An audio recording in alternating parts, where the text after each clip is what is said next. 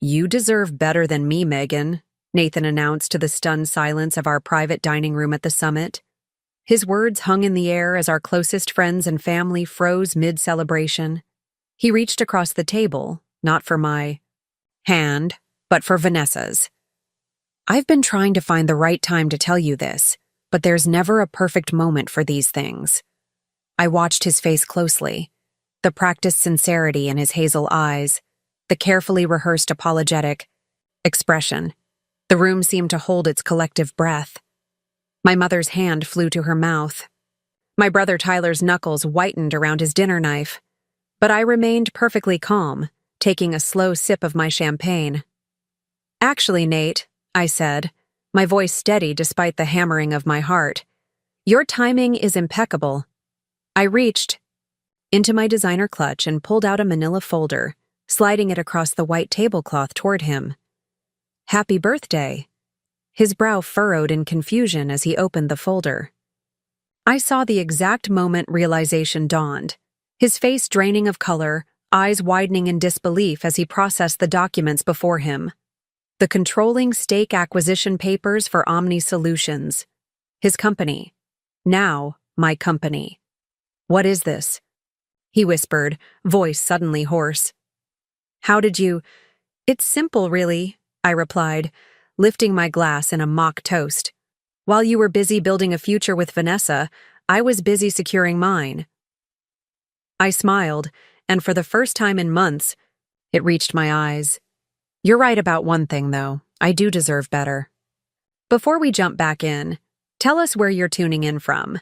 And if this story touches you, make sure you're subscribed, because tomorrow I've saved something extra special for you. I never planned to become the kind of woman who would orchestrate a takeover of her husband's company. The Megan Morgan who graduated with honors from Wharton 12 years ago was ambitious, yes, but also idealistic. I believed in partnership, in building something meaningful together with someone who valued me as much as I valued them. That Megan met Nathan Williams at a tech investment conference in San Francisco. He was charismatic, brilliant, and driven. The Kicks, founder of a promising startup called Omni Solutions that was developing innovative supply chain management software. I was a rising star at Horizon Ventures, keen to spot the next unicorn. Our conversation began as professional interest, but quickly evolved into something deeper, more personal. By the end of the weekend, we'd exchanged personal numbers instead of business cards. For 3 years, we built our relationship alongside our careers. I watched with pride as Nate's company grew from a scrappy startup operating out of a converted warehouse to a serious contender in the enterprise software space. He secured his first major client, then his 5th, then his 20th. I celebrated each milestone as if it were my own, offering advice when asked, but mostly providing the emotional bedrock he needed to weather the storms of entrepreneurship. Meanwhile, my own career flourished. I became the youngest partner at Horizon Ventures, with a reputation for spotting undervalued companies with massive growth potential. We were the power couple of Oak Ridge's burgeoning tech scene, ambitious, successful, and seemingly unstoppable together. When Nate proposed on a cliff overlooking the Pacific during a weekend getaway, I didn't hesitate. We were married 6 months. Later in the botanical gardens, surrounded by 150 of our closest friends, family, and, inevitably, business associates. The photos from that day show us beaming, drunk on love and possibility. If someone had shown me a glimpse of the future then, of me sitting in my office after hours, methodically planning the acquisition of my husband's company as revenge for his betrayal, I would have laughed in disbelief. But life has a way of rewriting the stories we tell ourselves. The first 3 years of our marriage maintained the momentum of our courtship. We bought the hillside home, a modernist glass and steel structure that Nate fell in love with instantly. We traveled extensively, combining business and pleasure with effortless fluidity. We discussed children as a future possibility, something to consider once Omni Solutions reached a particular valuation threshold. Looking back now, I realized that should have been my first warning sign. The way Nate approached our relationship as another business plan, with milestones and metrics that needed to be achieved before proceeding to the next phase. But I understood ambition. I respected the dedication required to build something from nothing. And so I waited, focusing on my own work, believing we had all the time in the world. The subtle shift began in our 4th year of marriage. Nate hired Vanessa Porter as Omni's VP of Marketing, bringing her over from one of their biggest competitors. She was undeniably qualified, Ivy League educated with an impressive track record of successful campaigns. She was also undeniably attractive, with a knack for making every man in the room feel like the most fascinating person she'd ever met. I wasn't threatened, not initially. I'd never been the jealous type, and besides, our marriage felt solid, unshakable. But small changes accumulated like sediment in a once clear stream. Nate began working later, scheduling more business dinners, planning more out-of-town strategy, sessions with his executive team. His phone developed a permanent face-down position when at home. His password changed from our anniversary date to something I didn't know.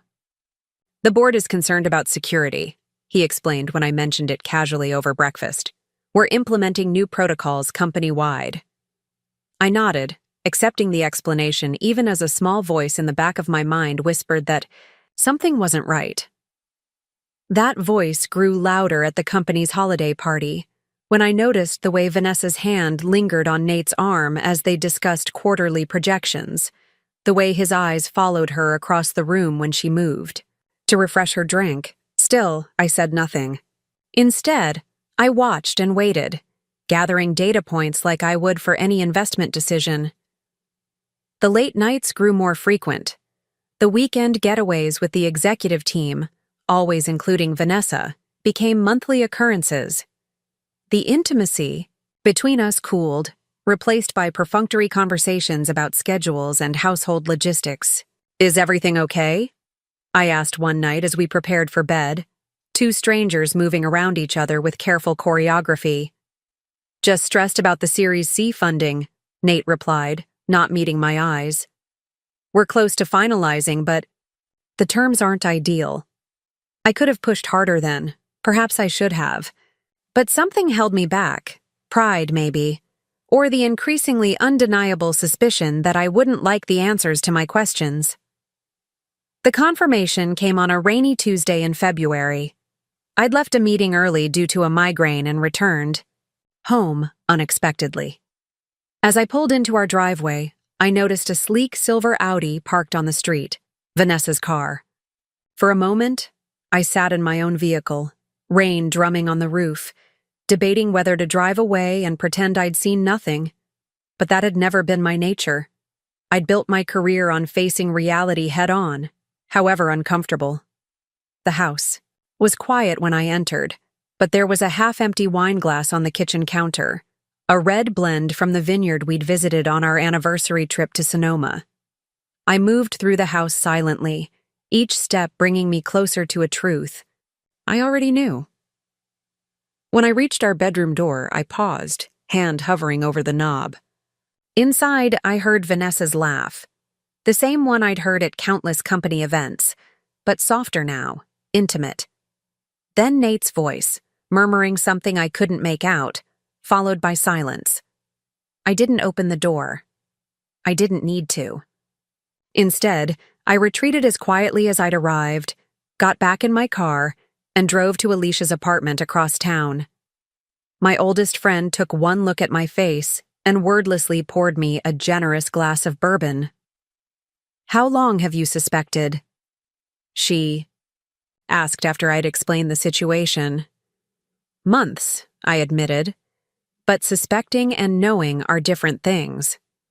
What are you going to do?" I stared into my glass, watching the amber liquid catch the light. "I don't know yet." But that wasn't entirely true.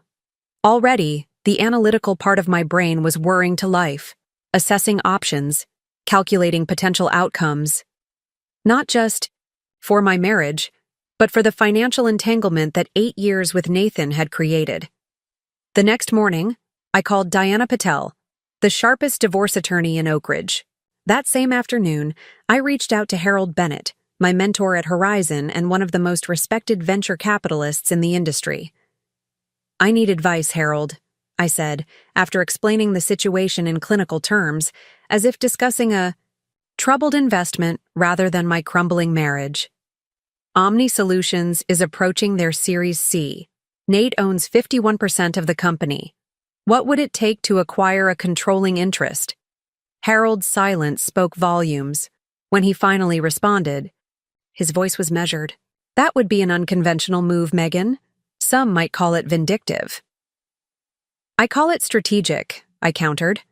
"Omni has always been undervalued.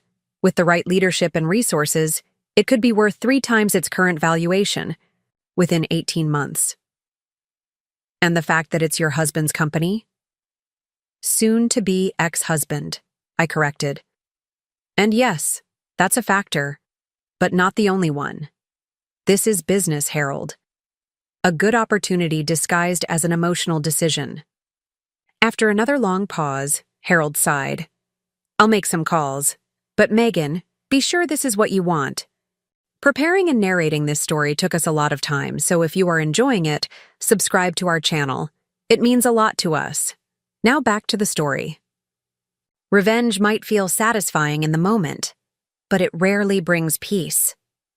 I thanked him and ended the call, already preparing for my next move. What Harold didn't understand was that this wasn't about revenge, not entirely. It was about reclaiming power in a situation where I'd been made to feel powerless. It was about refusing to be the woman left behind while my husband built a new life with someone else. For the next 6 weeks, I lived a double life. At home, I pretended nothing had changed.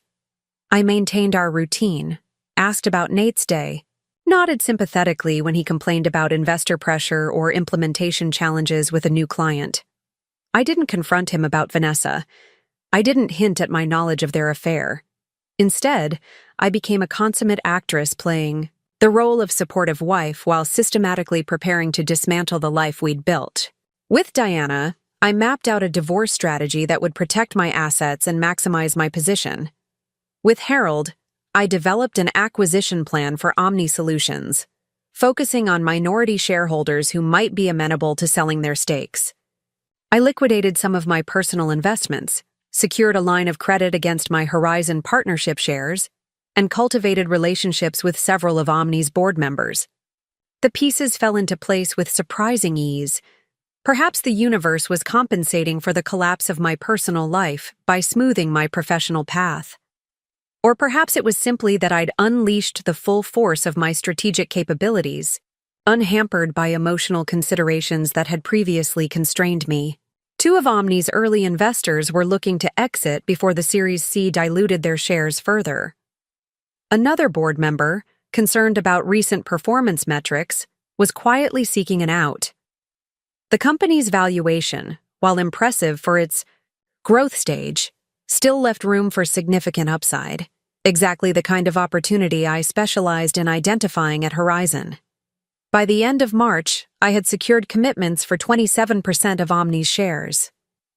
Combined with the 5% that Nate had gifted me on our 5th anniversary, "Because we're in this together," he'd said at the time, I was approaching the threshold needed for control. The final piece came from an unexpected source: Justin Hayes, Nate's co-founder and childhood friend. Justin requested a discreet meeting at a coffee shop outside of Oak Ridge, away from the tech community's prying eyes. I'd always liked Justin. He was the technical genius behind Omni's product, while Nate was the visionary frontman. "I know what you're doing," he said without preamble after we'd seated ourselves in a corner table. "And I know why." I kept my expression neutral. "I'm not sure what you mean." Justin gave me a look that was equal parts exhaustion and disappointment. "Vanessa isn't the first, Megan. There was someone at the Denver conference last year, and an investor relations consultant before that. I've covered for him more times than I care to admit, and I'm done." The revelation shouldn't have hurt, not after everything, but it did. Not because I still loved Nate, but because it confirmed how thoroughly I'd been deceived, how blind I'd been to the reality of my marriage. Why are you telling me this? Justin pushed a folder across the table. My shares. 19%. I want out, but not if it means leaving the company in Nate's hands. He's brilliant, but he's become reckless, making promises to clients we can't keep, pursuing growth at the expense of our core product integrity. The affair with Vanessa is just a symptom of a larger problem. I stared at the folder, understanding the magnitude of what Justin was offering. Why me?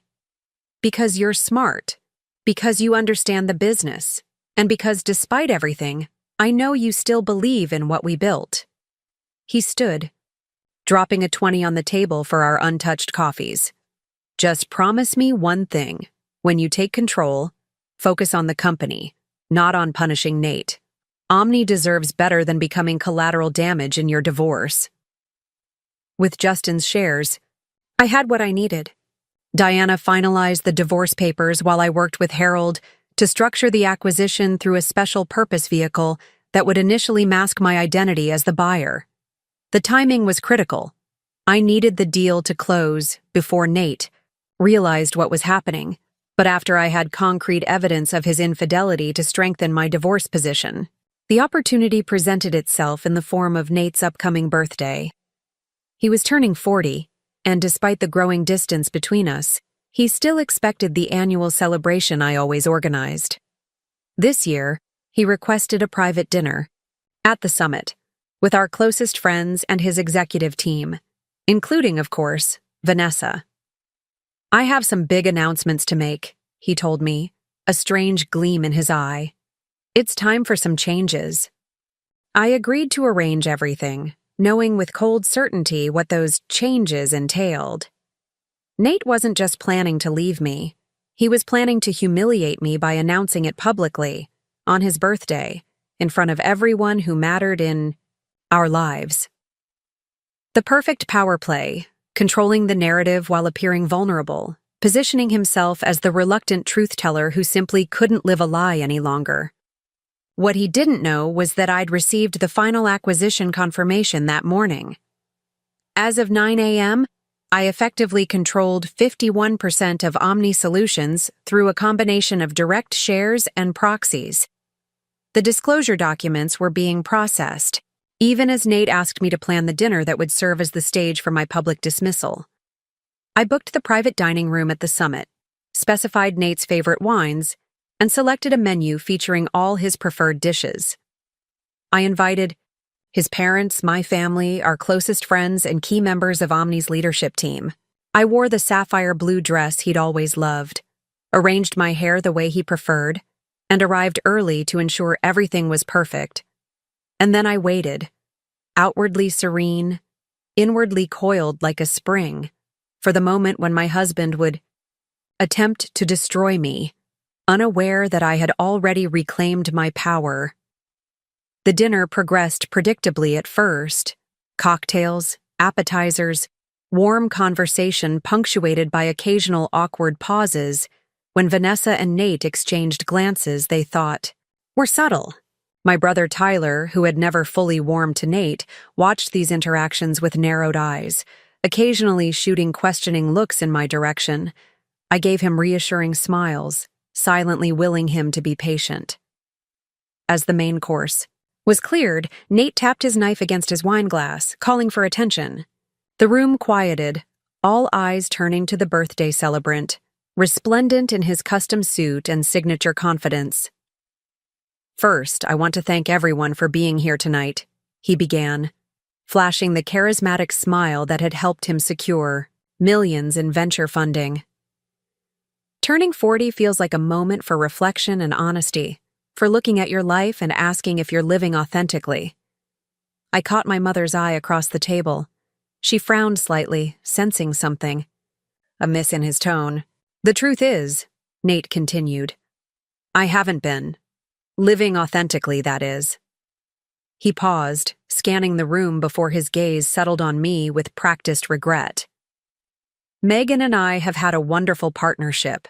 She's brilliant, supportive, everything a man could want in a wife. But sometimes, life takes us in unexpected directions. That's when he reached for Vanessa's hand, intertwining his fingers with hers on top of the white tablecloth. "You deserve better than me, Megan," he announced, to the stunned silence. His words hung in the air as our guests froze mid-celebration. "I've been trying to find the right time to tell you this, but there's never a perfect moment for these things." I watched his face closely, the practiced sincerity in his hazel eyes, the carefully rehearsed apologetic expression. The room seemed to hold its collective breath. My mother's hand flew to her mouth. Tyler's knuckles whitened around his dinner knife. But I remained perfectly calm, taking a slow sip of my champagne. "Actually, Nate," I said, my voice steady despite the hammering of my heart, "your timing is impeccable." I reached into my designer clutch and pulled out a manila folder, sliding it across the white tablecloth toward him. "Happy birthday." His brow furrowed in confusion as he opened the folder. I saw the exact moment realization dawned, his face draining of color, eyes widening in disbelief as he processed the documents before him. The controlling stake acquisition papers for Omni Solutions, his company, now my company. "What is this?" he whispered, voice suddenly hoarse. "How did you—" "It's simple, really," I replied, lifting my glass in a mock toast. "While you were busy building a future with Vanessa, I was busy securing mine." I smiled, and for the first time in months, it reached my eyes. "You're right. About one thing, though. I do deserve better." Vanessa pulled her hand from Nate's, staring at the documents with growing horror. "Nathan, what is she talking about?" Justin, seated at the far end of the table, couldn't suppress a slight smile. "I believe Megan is saying she now controls Omni Solutions." "That's impossible," Nate snapped, flipping through the papers with increasing agitation. "I own 51%. "You did," I corrected gently. "Until quite recently. Check the signatures, Nate. It's all there." His eyes darted across the pages, recognition flashing as he saw Justin's name among the sellers. "You—" He turned to his co-founder, betrayal etched across his features. "How could you?" "Easily," Justin replied, his voice level. "About as easily as you betrayed your wife." Nate turned back to me, shock giving way to anger. "This is insane. You can't run Omni. You don't understand the product, the market." "No?" I interrupted. "Funny. I recall offering quite a bit of insight over the years. Insight you often implemented." I leaned forward slightly. "Did you think I was just being a supportive wife? I'm a venture capitalist, Nate. Evaluating tech companies is what I do." "This won't stand," he threatened, though his voice lacked conviction. "The board won't accept this hostile takeover." "The board already has," I replied.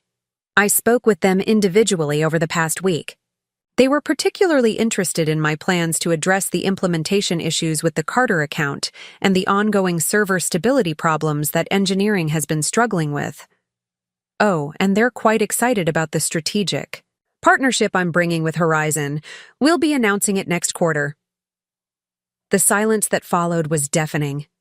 I could see our guests processing what they were witnessing, not just the revelation of Nate's affair, but the complete reversal of power happening before their eyes. My mother broke the tension with a short, astonished laugh. "Well," she said, reaching for her wine, "this is certainly more exciting than last year's birthday dinner."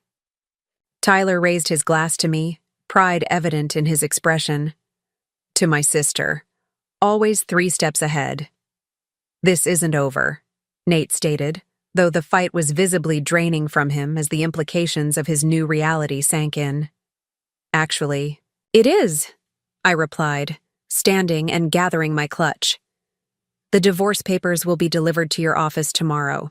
Don't worry, they're quite fair. I have no interest in punishing you, Nate. As of today, I'm far more interested in running your company than ruining your life." I glanced at Vanessa, who seemed to be shrinking in her chair. Though I should mention there will be some immediate changes to the executive team.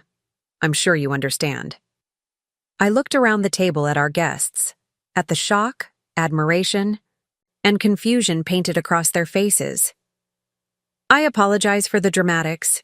It wasn't my intention to disrupt the evening this way, but as Nate said, sometimes life takes us in unexpected directions. With that, I walked out of the private dining room, head high, legs surprisingly steady considering the adrenaline coursing through my system. In the restaurant's elegant lobby, I paused, suddenly aware that I was starting a completely new chapter of my life, one I hadn't planned for, but one that held unexpected promise. Outside, the night air was cool against my flushed skin. I took a deep breath, feeling the weight of the past months lifting from my shoulders. My phone buzzed with a text from Alicia. "Well?" I smiled, typing back, "I own a tech company now. Drinks tomorrow?" Then I slipped my phone back into my clutch and hailed a taxi. Not to the hillside house. I'd never spend another night there, but to the downtown hotel where I'd reserved a suite earlier that day. Tomorrow there would be logistics to manage, questions to answer, a company to run. But tonight, I would savor this moment of perfect clarity, this unexpected freedom that had emerged from betrayal. As the taxi pulled away from the summit, I caught a glimpse of Nate through the restaurant's windows, still seated at the table, staring at the documents that represented the end of one life and the beginning of another. For both of us, the aftermath was both simpler and more complicated than I'd anticipated. I awoke the next morning in my hotel suite to dozens of missed calls and messages, from family members checking on me, friends expressing shock or support, board members seeking reassurance, and of course, multiple furious texts from Nate. I ignored them all until I'd showered, ordered room service, and savored a cup of perfectly brewed coffee. Then I called Diana first, confirming that the divorce papers would be delivered to Nate's office that morning. Next, I phoned Harold, thanking him for his assistance and discussing the press release we'd need to craft about Omni's change in leadership. Finally, I called Alicia. "You're a legend," she said the moment she picked up. "Tyler called me last night after the dinner. The whole tech community will be talking about this for years." "That wasn't my intention," I replied, though I couldn't help feeling a small surge of satisfaction. I just needed to take back control. "Well, mission spectacularly accomplished. So what's next, CEO?" The question gave me pause. What was next? I'd been so focused on the acquisition, on the perfect moment of revelation, that I hadn't fully processed the day-to-day reality of what would follow. "I need to meet with the executive team," I said, thinking aloud. "Reassure the employees. Review the financials in detail, and find a new place to live. Start with the last one," Alicia advised. "You need a headquarters for your new life." She was right. I needed a space that was entirely mine, unburdened by memories or associations with Nate. By noon, I'd arranged viewings of 3 downtown apartments, luxurious but practical spaces that would position me closer to Omni's offices. Before heading out, I drafted a company-wide email to Omni's employees, informing them of the change in leadership and assuring them that the company's mission and their positions remained secure. I emphasized my commitment to Omni's success and announced an all-hands meeting for the following day where I would address questions and concerns directly. The response was immediate and varied: confusion, curiosity, and in some cases, cautious optimism. Several employees, particularly women on the technical teams, sent private replies expressing support. It seemed Nate's management style had created more friction than I'd realized. As I was leaving the hotel, my phone rang with a call from Patricia Williams, Nate's mother. I hesitated before answering, unsure what to expect. "Megan?" she began, her voice tight with emotion. "I don't know what to say about last night." "There's nothing to say, Patricia. I'm sorry you and George had to witness that." No, she said firmly. I'm the one who's sorry. For what Nathan did to you. For what he's become. She paused, and I could hear the struggle in her voice. George and I raised him better than this. We thought we did anyway. Her words touched me unexpectedly. In all my strategic planning, I'd given little thought to how Nate's parents would process the public implosion of our marriage and their son's professional downfall. This isn't your fault, I assured her. Nate made his choices. As did you, Patricia replied, a note of something like grudging admiration entering her voice. It was. Quite something what you did. I don't know whether to be horrified or impressed. I laughed despite myself. I'm still figuring that out myself. Well, she continued after a moment, whatever happens next, I want you to know that George and I still consider you family. That doesn't change because Nathan couldn't keep his promises. The conversation left me oddly unsettled as I viewed apartments throughout the afternoon. I'd expected clean breaks, clear delineations between my old life and new, but reality was proving more nuanced. I selected a sleek penthouse with floor-to-ceiling windows overlooking Riverside Park, signing the lease on the spot and arranging for a decorator to furnish it immediately. Money that might have once seemed extravagant now felt like a worthwhile investment in my new beginning. By late afternoon, I was ready to face Omni Solutions directly.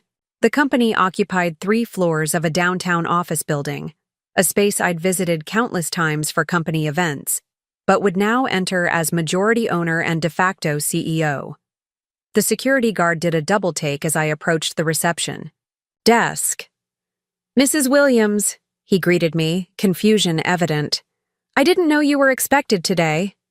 I wasn't scheduled, I replied. But plans change. Would you please let Justin Hayes know I'm here?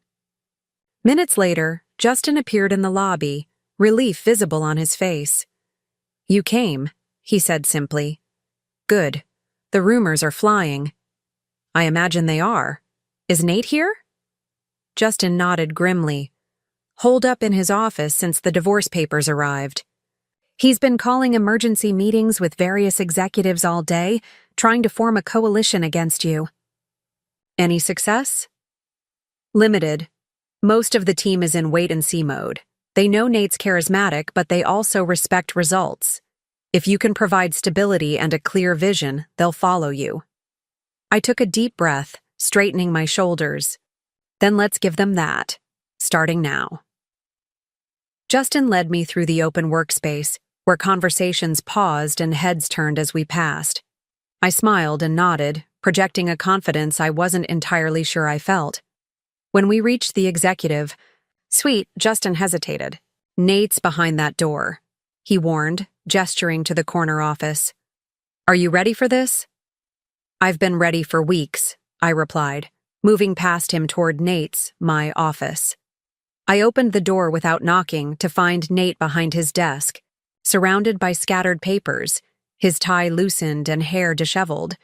With him were Vanessa and 2 other executives, heads bent in intense discussion that ceased the moment I appeared. Gentlemen, I nodded to the executives. I'd like a moment. Alone with Mr. Williams and Ms. Porter, please. The men exchanged uncomfortable glances before quickly excusing themselves, leaving the 3 of us in a triangle of tension. You have no right to be here, Nate began, rising from his chair. I have every right, I countered calmly. As majority, shareholder and incoming CEO, the board has already approved the transition, effective immediately. This is insanity, he sputtered. You can't just walk in and...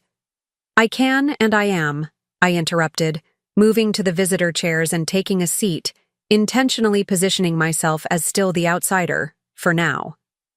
The question is whether you're going to make this transition more difficult than it needs to be. Vanessa, who had remained silent, finally spoke. I should go, she murmured, gathering her things. Actually, stay, I said. This concerns you too. She sank back into her chair, looking trapped. Here's what's going to happen, I continued, addressing them both. Tomorrow, we'll announce the change in leadership. Nate, you'll be transitioning to an advisory role, non-executive, no decision-making authority, but with a 2-year contract that preserves your public reputation and provides generous compensation. And if I refuse, he challenged, then we announce that you've been removed from your position effective immediately, following concerns about judgment and company governance. The board has already seen the evidence of your conduct, both personal and professional. They're prepared to back my version of events. Nate's face flushed with anger. You wouldn't dare. Wouldn't I? I held his gaze steadily. After you planned to humiliate me publicly? After months of deception? Try me, Nathan. Vanessa shifted uncomfortably. And what about me?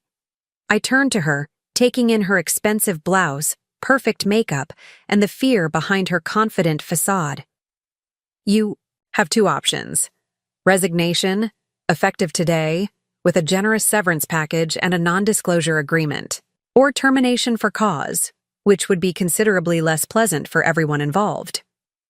You're firing me because of my relationship with Nate, she stated, a hint of defiance in her tone. No, I corrected. I'm firing you because having an affair with the CEO represents poor judgment and a conflict of interest that has potentially impacted company decisions. The marketing strategy revamp that allocated an additional $2 million to your department last quarter, for instance, now looks suspiciously like preferential treatment. Vanessa blanched, and I knew I'd hit the mark. Nate had indeed been diverting resources to her department, possibly to justify their time together. This is personal, Nate insisted, using the company as a weapon in our divorce. It's not personal, I cut him off. It's business, and you're the one who blurred those lines, Nate, not me. I stood, smoothing my skirt. I'll need your decision by 9 a.m. tomorrow, both of you. Advisory role or public removal, resignation or termination. I'm sure you'll make the rational choice. As I turned to leave, Nate called after me. You won't get away with this, Megan. I paused at the door, looking back at the man I had once loved, now a stranger consumed by entitlement and anger. I already have, I replied softly. And the sooner you accept that, the sooner you can start rebuilding. I'm giving you that chance, Nate. It's more than you offered me. I closed the door behind me, heart racing but mind clear. Justin was waiting in the hallway, concern etched on his face. How did it go? About as expected, I replied. Now, show me to my temporary office. We have a company to run. That evening, I checked into a different hotel. I couldn't bear returning to the suite where I'd spent the previous night, too charged with adrenaline and vindication. Now I needed a fresh space for the next phase. Not the triumph, but the real work of reconstruction. As I sat on the edge of the hotel bed, fatigue finally catching up with me, my phone rang with a call from Tyler. How are you holding up, sis? He asked without preamble.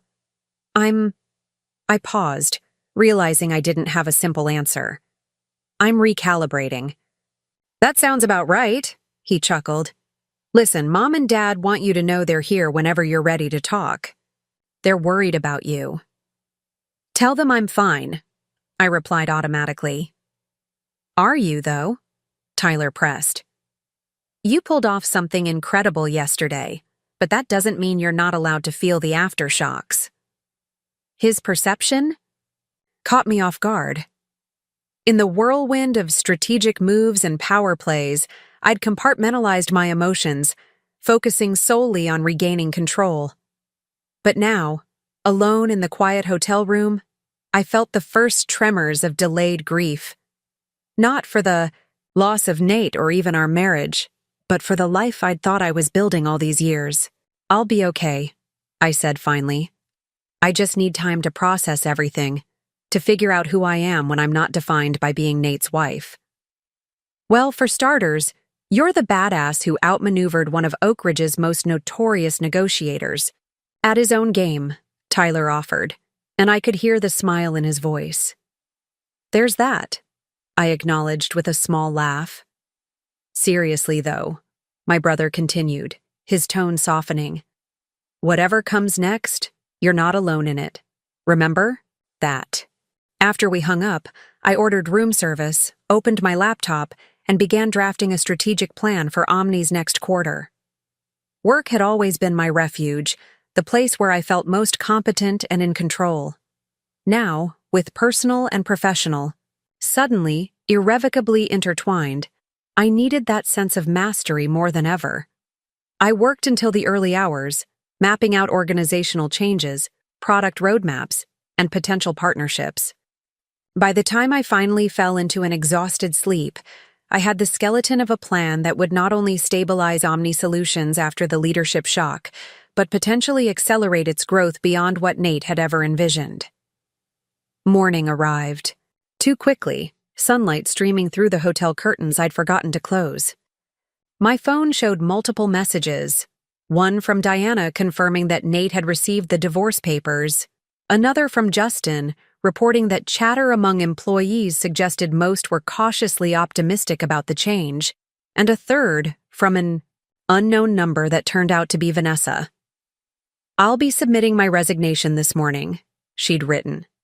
For what it's worth, I'm sorry. Not just for the affair, but for underestimating you so completely. I read the message twice, unsure how to respond or whether to respond at all. Part of me wanted to maintain the cold professionalism I'd displayed in Nate's office, to keep the emotional high ground. But another part recognized the exhausting futility of sustained anger. Resignation accepted, I replied simply. I wish. You well, Vanessa. Elsewhere. By 8:30, I was back at Omni's offices, dressed in a power suit that I'd had delivered to the hotel. The executive floor was already buzzing with activity, people moving with the nervous energy that accompanies major organizational changes. I'd barely settled into the temporary office Justin had arranged when my assistant, Nate's former assistant, now mine, informed me that Mr. Williams wished to see me. Nate entered without waiting for an invitation, closing the door firmly behind him. He looked better than yesterday, freshly shaven, suit pressed, the outward appearance of control restored. But the tightness around his eyes betrayed his inner turmoil. I've decided to accept your offer, he said without preamble. The advisory role. But I have conditions.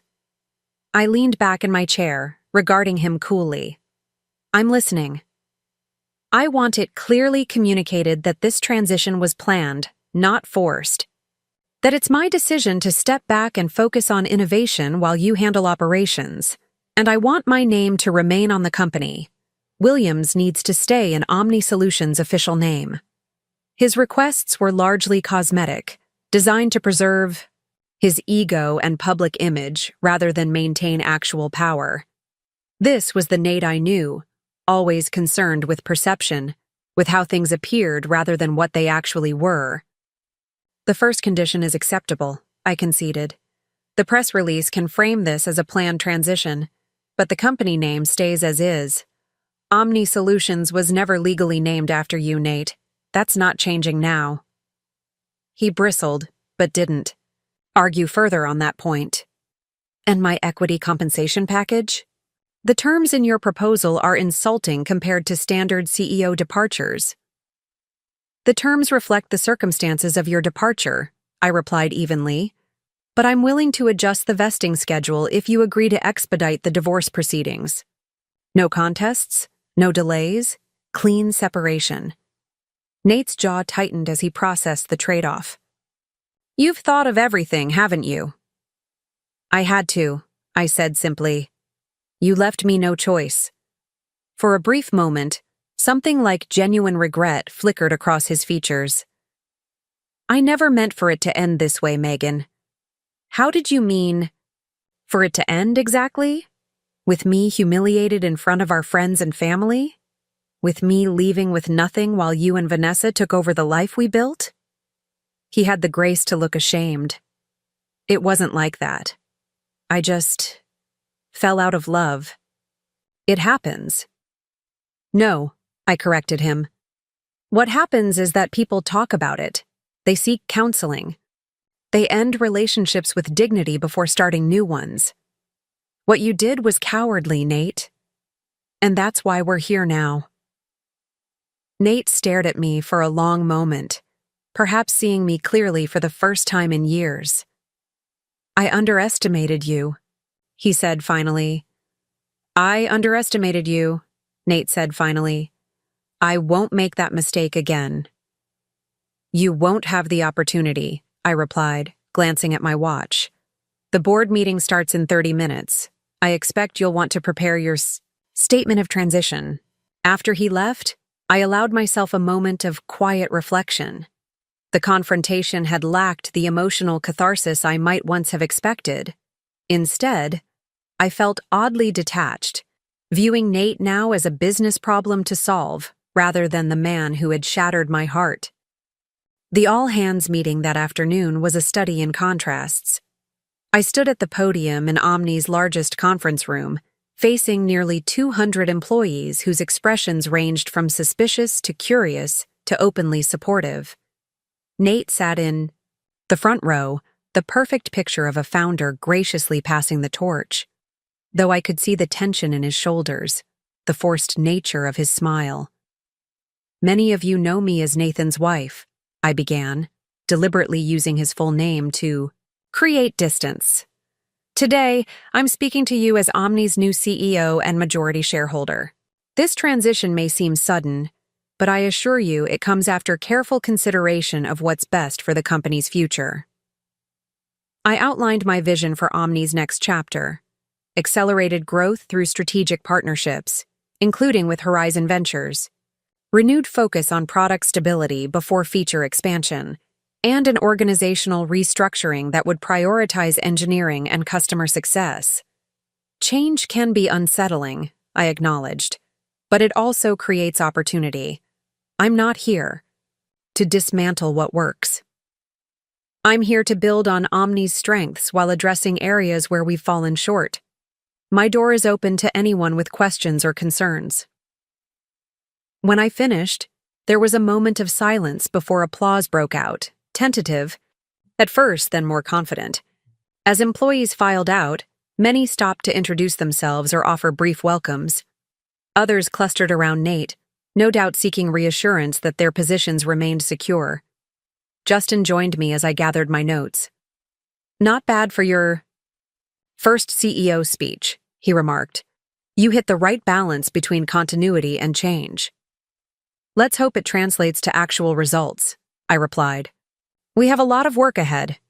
We do, he agreed. But first, you need to settle something. What's that? Where you're going to live tonight. Hotel hopping isn't sustainable, Meg. He was right, of course. I'd been postponing the inevitable, collecting my belongings from the house I'd shared with Nate. The thought of returning there, even briefly, filled me with a peculiar dread. I've leased a new place, I told him, but it won't be ready for a few days. I'll manage until then. Justin shook his head. Stay with Andrea and me. We have the guest suite, and it would make me feel better knowing you're not alone in some impersonal hotel room while you're processing all this. The offer was tempting. Justin's wife, Andrea, had always been kind to me, and their renovated Victorian in the historic district was warm and welcoming. Still, I hesitated, reluctant to impose. Just until your place is ready, Justin pressed. Think of it as your COO ensuring the CEO is properly rested for the challenges ahead. Put that way, how could I refuse? All right, I conceded, but just for a few days. That settled, I spent the remainder of the afternoon in back-to-back meetings with department heads, absorbing information about ongoing projects, team dynamics, and immediate concerns. Every conversation revealed new insights into how Nate had been running the company, some impressive, others troubling. By evening, I was mentally exhausted but clear-eyed about the immediate priorities. Omni had a strong foundation and talented people, but Nate's leadership style had created silos and communication gaps that were hampering efficiency. More concerning were the financial projections for the next 2 quarters, which showed potential cash flow issues if the Series C funding was delayed. Before leaving the office, I called Harold to discuss accelerating Horizon's investment in Omni as part of the strategic partnership we'd planned. "I can present it to the partnership committee next week," he assured me. "But Megan, be prepared for questions about conflict of interest. Your position at Horizon while serving as Omni's CEO creates complications." I'd known this conversation was coming. "I'm planning to take a leave of absence from Horizon," I said, "effective immediately. Omni needs my full attention right now." Harold was silent for a moment. "Are you sure that's what you want? You've worked incredibly hard to reach partner level." "It's not permanent," I clarified. "Just until Omni is stabilized and we can hire a permanent CEO, someone without my personal complications." "And then what? You return to Horizon, as if nothing happened?" It was a question I'd been asking myself. The venture capital world was small, and my unorthodox acquisition of Omni had undoubtedly raised eyebrows. Would clients still trust my judgment? Would partners still want me evaluating their potential investments? "I don't know," I admitted. "I'm taking this one step at a time." "Fair enough," Harold said. "For what it's worth, I think you're making the right call focusing on Omni, not just professionally, but personally. Building something new might be exactly what you need right now." Later that evening, settled into Justin and Andrea's guest suite with a small suitcase of hastily purchased essentials, I finally allowed myself to feel the full weight of the day's events. The adrenaline that had carried me through the confrontation with Nate, the board meeting, and the employee address was fading, leaving me hollow and unexpectedly tearful. Andrea knocked softly before entering with a glass of wine. "Thought you might need this," she said, sitting beside me on the edge of the bed. "Quite a day you've had." "Quite a month," I corrected, accepting the wine gratefully. "Thank you for letting me stay. I know it's awkward, given Justin's relationship with Nate." Andrea shook her head firmly. "Justin has been concerned about Nate's choices for a long time, both professionally and personally. What you did took incredible courage, Megan. Don't apologize for it." Her support unleashed something in me, a dam of emotion I'd been carefully containing since finding Vanessa's car in our driveway. Suddenly I was crying, deep, wrenching sobs that seemed to come from some hidden reserve of grief I hadn't acknowledged. Andrea simply held me, saying nothing, letting the storm pass naturally. When the tears finally subsided, I felt lighter, as if some essential cleansing had occurred. "I don't even know why I'm crying," I confessed, wiping my eyes. "I'm not sad about losing Nate. Not really." "You're grieving the future you thought you had," Andrea suggested gently. "The life you were building together. That's a real loss, even if the relationship itself wasn't what you believed it to be." Her insight resonated deeply. I had lost something, not just a husband, but a vision of my life, a narrative I'd invested in for 8 years. Now I was starting from scratch, personally if not professionally, and the blank canvas was both liberating and terrifying. "How do I start over at 37? I wondered aloud. Andrea smiled. "One decision at a time. And maybe with a proper meal. Justin's making his famous risotto. Come down when you're ready." After she left, I took a long shower, letting the hot water wash away the tension of the day. As steam filled the bathroom, I studied my reflection in the mirror, really looked at myself in a way I hadn't in months, maybe years. The woman staring back at me was both familiar and strange. Same green eyes, same high cheekbones, same auburn hair now darkened by water. But there was something different in her expression, a clarity, a determination that hadn't been there before. This was the face of a woman who had reclaimed her power, who had refused to be discarded. The face of someone I was just getting to know. The next morning, I awoke before dawn, my mind already racing with Omni-related tasks and decisions. Rather than fighting it, I slipped out of bed, brewed coffee in the guest suite's small kitchenette, and opened my laptop. By the time Justin knocked on my door to offer a ride to the office, I had drafted a comprehensive 90-day plan for addressing Omni's most pressing issues. "You're going to burn out if you keep this pace," he warned as we drove downtown. "Probably," I agreed, "but right now, work is the best distraction I have." The remainder of the week followed a similar pattern: 14-hour days at the office, dealing with everything from nervous clients to concerned investors to the press, who had quickly caught wind of Omni's unusual leadership change. I gave just one interview to a respected tech industry publication, framing the transition as a natural evolution for the company, while sidestepping questions about my personal relationship with Nate. By Friday, the initial shock had begun to settle into a new normal. Nate had moved out of our office, relocating to a smaller space at the end of the executive corridor. He maintained a cordial, professional demeanor in the handful of interactions we couldn't avoid, though I noticed he scheduled his meetings to minimize the chance of running into me. That afternoon, Diana called with an update on the divorce proceedings. "Nathan's attorney has requested a meeting," she said. "Apparently, he's willing to expedite the process if you'll agree to certain terms." "What kind of terms?" "Most are standard: division of joint assets, tax considerations. But there's one unusual request. He wants you to agree to transition out of Omni's CEO role within 12 months. I frowned. "That's not a divorce issue. That's a company governance matter." "Precisely what I told his counsel," Diana replied, "but he's quite insistent." Reading between the lines, I think Nathan's struggling with the idea of reporting to you, even indirectly, for an extended period. "That's hardly my problem," I said, though in truth, I had no desire to remain Omni's CEO indefinitely. My goal had been to secure control, stabilize the company, and eventually install leadership untainted by our personal drama. "Of course not," Diana agreed. "But if agreeing to a planned transition, on your terms, with your timeline, speeds up the divorce, it might be worth considering." I weighed the proposal.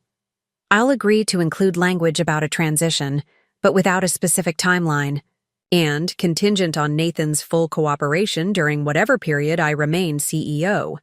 One hint of undermining me, and all bets are off.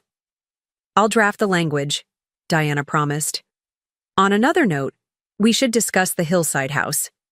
Do you want to maintain ownership or sell?" The question caught me off guard. I hadn't given much thought to the house beyond knowing I couldn't live there again. Too many memories, too much Nate in every corner. "Sell it," I decided. "I don't want to fight over furniture or artwork or any of it. We can divide the proceeds and move on." After ending the call, I stood at my office window, looking out over the city skyline. The home Nate and I had shared, with its carefully selected furnishings and meticulously landscaped gardens, had once represented the achievement of a shared dream. Now it felt like an artifact from someone else's life. Beautiful, but no longer relevant to who I was becoming. My phone buzzed with a text from the interior designer handling my new apartment. The furnishings had been delivered ahead of schedule, and the place was ready for occupancy. Attached was a photo of the finished living room, sleek, modern, and utterly unlike the aesthetic I'd shared with Nate. "Perfect," I replied. "I'll move in tonight." Leaving the office early felt like a small act of rebellion against the punishing schedule I'd imposed on myself. I stopped at a boutique to purchase a few essential clothing items, then at a gourmet market for wine and simple provisions.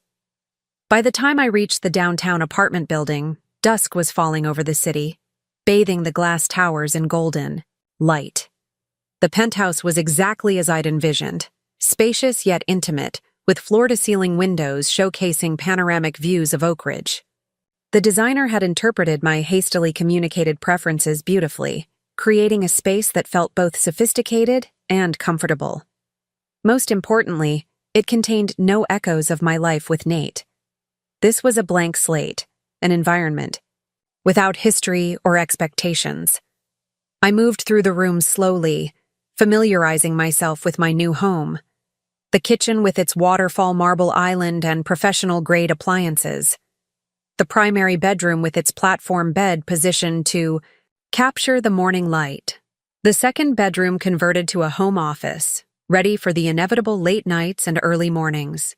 In the living room, I opened the wine I'd purchased, a Cabernet from a small vineyard I'd invested in personally years ago, before meeting Nate. As I sipped from a newly purchased glass, I realized this was the first moment of true solitude I'd experienced since the night of Nate's birthday dinner. No hotel staff, no well-meaning friends, no concerned family members checking in. Just me, in a space that was entirely mine, facing a future I was creating step by step. The sensation was disorienting but not unpleasant. For 8 years, my identity had been partially defined by my relationship with Nate, as his girlfriend, his fiancée, his wife. Now I was simply Megan, not Megan Williams, not even Megan Morgan again, at least not legally yet. Just Megan, figuring out who she wanted to be in this unexpected second act. I stepped onto the balcony, letting the cool evening air caress my face. Below, the city pulsed with Friday night energy, couples heading to dinner, friends meeting, for drinks, lives unfolding in their own particular rhythms. Somewhere out there, Nate was adjusting to his new reality too. I wondered briefly where he was staying, who he was with. Was Vanessa still in the picture, now that the affair had cost them both so dearly? Surprisingly, I found I didn't much care. My phone rang, breaking the moment of reflection. It was my mother, checking in as she did daily since the dinner.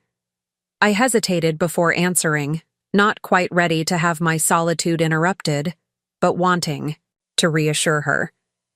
"Hi, Mom," I said, keeping my tone light. "Good timing. I've just moved into my new place." "That's wonderful, dear," Eleanor replied, relief evident in her voice. "Your father and I have been worried about you hotel hopping. Are you settling in all right?" "I am," I assured her. "It feels good to have a space that's just mine." "I'm glad," she said, then paused. "We saw Patricia at the farmer's market this morning." My stomach tightened. "How was that?" "Strange," Eleanor admitted. "But not hostile. She actually asked how you were doing, said she and George are still processing everything." "I spoke with her briefly after that night," I said. She was surprisingly understanding. "Well, you're not the villain in this story, Megan, regardless of how dramatically things unfolded. Anyone who knows you understands that." Her words, though meant to comfort, struck a dissonant chord. I didn't want to be cast as the wronged woman, the sympathetic character in Oak Ridge's latest social drama. That narrative felt as constraining as any other label I'd worn. "I'm not interested in being anyone's hero or victim," I said more sharply than intended. "I just want to move forward on my own terms." Eleanor was quiet for a moment. "Of course you do," she finally said. "And you will. But don't shut out the people who love you along the way, Megan. We're not trying to define you. We just want to support you." Her gentle rebuke was deserved. In my determination to assert independence, I'd been holding everyone at arm's length, even those who had never given me reason to doubt their intentions. "You're right," I acknowledged. "I'm sorry, Mom. I'm still figuring out how to navigate all this. Would you and Dad like to come see the new place next week? Maybe for dinner?" "We'd love that," she said warmly. "And Megan, I'm proud of you. Not for outsmarting Nathan or taking control of his company, though that was certainly impressive, but for refusing to let his choices determine your worth. That's the daughter we raised." After we hung up, I remained on the balcony, considering her words. Had I really refused to let Nate's betrayal define me? Or had I simply channeled my hurt into a different kind of power play? The line between reclaiming agency and seeking revenge was blurrier than I cared to admit. The weekend passed in a blur of small domestic activities that took on outsized significance in my new circumstances. I arranged and rearranged my limited belongings in the penthouse. I purchased essential items, everything from kitchen basics to bathroom necessities, many of which I'd left behind at the hillside house rather than engage in petty disputes over possessions. I also worked, of course. Omni's challenges didn't observe weekends, and my inbox remained perpetually full with issues requiring the CEO's attention.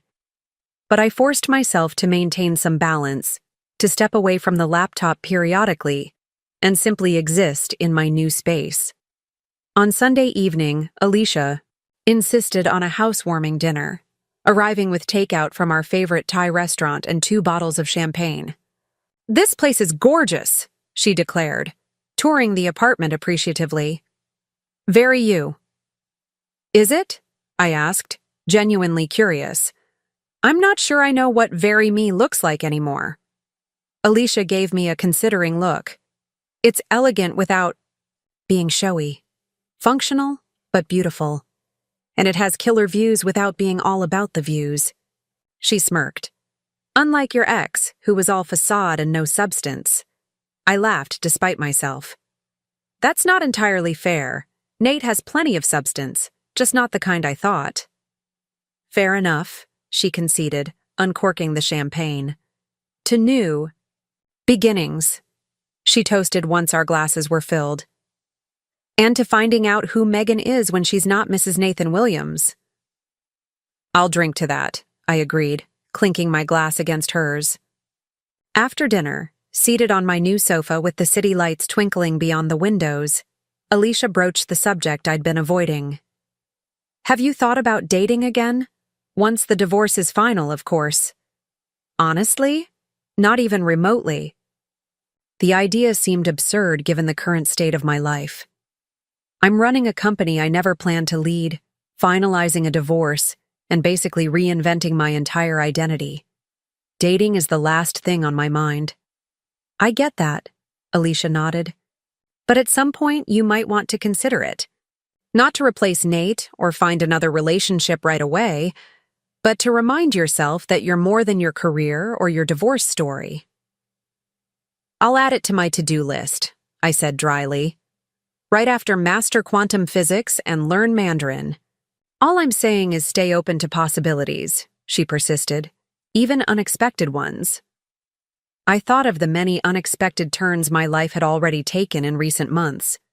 Trust me, I've learned that lesson thoroughly.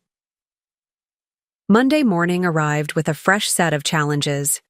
The press release announcing my formal appointment as CEO had generated more attention than anticipated, with several major business publications requesting interviews.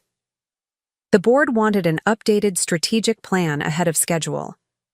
And most pressingly, one of Omni's largest clients was threatening to cancel their contract due to concerns about stability following the leadership change. I spent most of the day in crisis management mode, personally calling the wavering client to address their concerns, working with the communications team on a media strategy, and revising the board presentation between back-to-back meetings with various department heads. By late afternoon, I was mentally drained but had successfully contained the immediate fires. The client had agreed to a 6-month extension with specific performance guarantees. The media requests had been triaged into a manageable schedule, and the board presentation was taking shape, though it would require several more hours of work to finalize. I was about to tackle the next item on my endless to-do list when my assistant knocked hesitantly on my office door. "Ms. Morgan, Mr. Williams would like to see you when you have a moment." I glanced at my watch, surprised that Nate was still in the building this late. "Did he say what it's about?" "The Carter implementation," she replied. "Apparently there's an issue with the customization they requested. The Carter account was Omni's largest client and most complex implementation to date. If there were problems developing, I needed to know immediately. Send him in, I said, straightening the papers on my desk and adopting what I hoped was a neutral, professional expression. Nate entered a moment later, looking tired but composed. The visible tension that had characterized our earlier encounters this week had given way to something more resigned, even pragmatic. "Thank you for seeing me," he began formally, taking a seat across from my desk. I wouldn't interrupt, but this could affect our quarterly projections significantly. "What's the issue?" I asked, keeping my tone businesslike. "Carter's CTO called me directly this afternoon," Nate explained. "They're concerned about the timeline for the integration with their legacy systems. Apparently, our team promised a December completion date, but the engineering lead just informed them it's more realistically February or March." I frowned. This was precisely the kind of communication gap I'd been working to address. Promises made to clients without proper validation from the technical teams. "Why did they call you instead of their account manager?" Nate had the grace to look slightly embarrassed. "I've handled their account personally since we signed them. Mark Davidson, their CTO, and I have a good relationship. Golf buddies," he added with a small shrug. Of course they were. Nate had always excelled at the relationship side of business, cultivating personal connections with key decision-makers. It was one of his genuine strengths as a founder. "What? Did you tell him?" "That I'd consult with our engineering team and get back to him with a realistic assessment and potential solutions." Nate hesitated. "I also said I'd discuss it with you, as you're now making the final calls on resource allocation."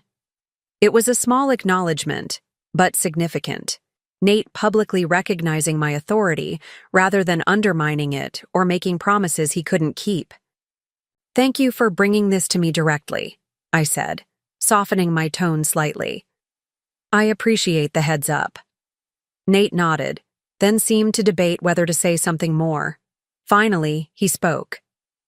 "Megan, I know this situation is unusual. If you'd prefer I step back from client relationships entirely, I understand. But I do think my history with accounts like Carter could be valuable during this transition." It was a reasonable point, and one I'd been considering myself. Despite everything, Nate was an asset to Omni in certain capacities. The challenge was defining a role that utilized his strengths without creating confusion about leadership or reopening personal wounds. "You're right," I acknowledged. "Your relationships with key clients are valuable. Let's discuss a formal arrangement for handling these accounts, with clear communication protocols so everyone understands the decision-making chain." Relief flickered across Nate's features. "That seems fair. I'll have my assistant schedule time for that discussion." As he stood to leave, he paused, one hand on the back of the chair. "For what it's worth, the team seems energized under your leadership. More focused. It's good to see." The compliment caught me off guard. "Thank you," I said simply. Nate nodded once more, then left, closing the door quietly behind him. I stared at the space where he had been, trying to process the interaction. It had felt almost normal. Two executives discussing a business problem without the weight of personal betrayal hanging between them. Was this what the future held? A gradual evolution toward professional civility, the raw emotions of our broken marriage slowly replaced by the more bounded relationship of former spouses who occasionally crossed paths in business settings. The prospect was both reassuring and strangely melancholy. My phone buzzed with a text from Tyler. "Dinner tomorrow? I need your advice on something. And I want to hear how CEO life is treating you." "Yes," I replied.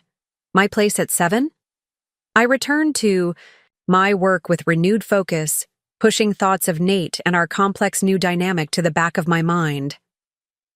The past could not be changed, but the future, both Omni's and my own, was still unwritten, each decision a stroke of the pen shaping the Narrative to come.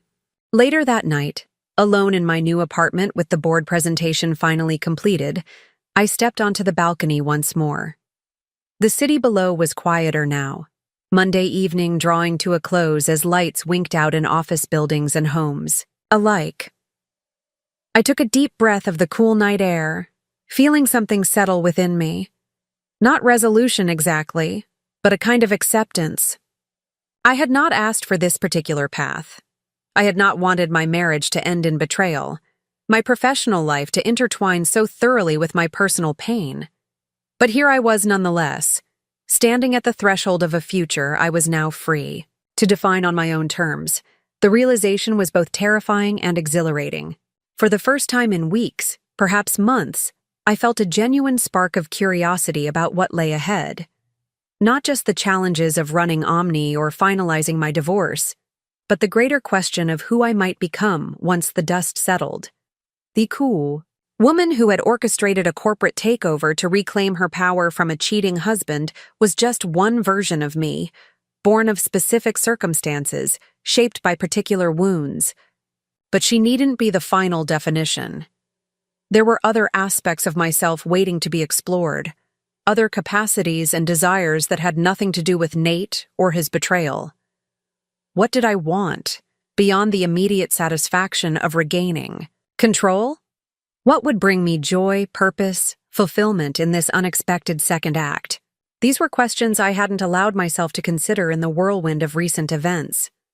Now, standing alone under the vast night sky, they seemed suddenly, urgently important. The next 6 weeks marked a period of intense transformation, both for Omni Solutions and for me personally. I settled into a rhythm at the company, learning to navigate the complexities of leading an organization where my ex-husband remained a prominent figure. The initial shock of the leadership change gave way to a cautious optimism, as our first quarter under my direction showed promising results. Revenue slightly above projections and client retention higher than anticipated. My relationship with Nate evolved into something I couldn't have imagined during those raw first days.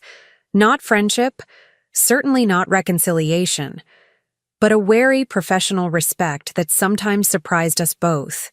We maintained clear boundaries, interacting primarily in scheduled meetings with others present, our personal history carefully compartmentalized from our business dealings. One Thursday afternoon in late April, I was reviewing candidates for the VP of Marketing position, Vanessa's replacement, when Justin knocked on my office door. "Got a minute?" he asked, expression unusually serious. "Of course," I replied, setting aside the resumes. "What's up?" He closed the door and took a seat across from my desk. "I just had an interesting conversation with Westlake Ventures." I raised an eyebrow. Westlake was a mid-sized competitor who'd been making aggressive moves in our market space. "About?" "They're interested in acquiring us." Justin handed me a folder containing the preliminary terms. "Specifically, they approached me because they thought I might be more receptive than you, given the complicated ownership situation." I scanned the proposal, my pulse quickening. The offer was substantial, well above Omni's current valuation, with provisions for earnouts based on performance metrics. "This is a serious offer." "Very serious," Justin agreed, "and frankly, not a bad exit strategy if you're looking for one. You'd make a substantial profit on your shares, get a clean break from Nate, and Omni's technology would find a good home." It was a logical assessment.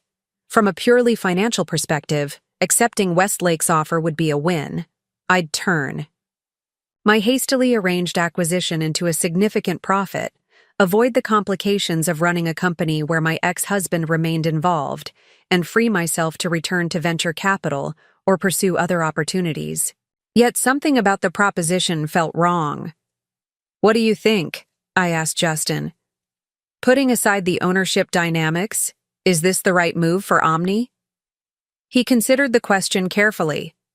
"Westlake has resources we don't, a larger sales force, more established client relationships in certain sectors.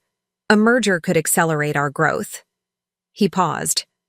But we'd lose autonomy.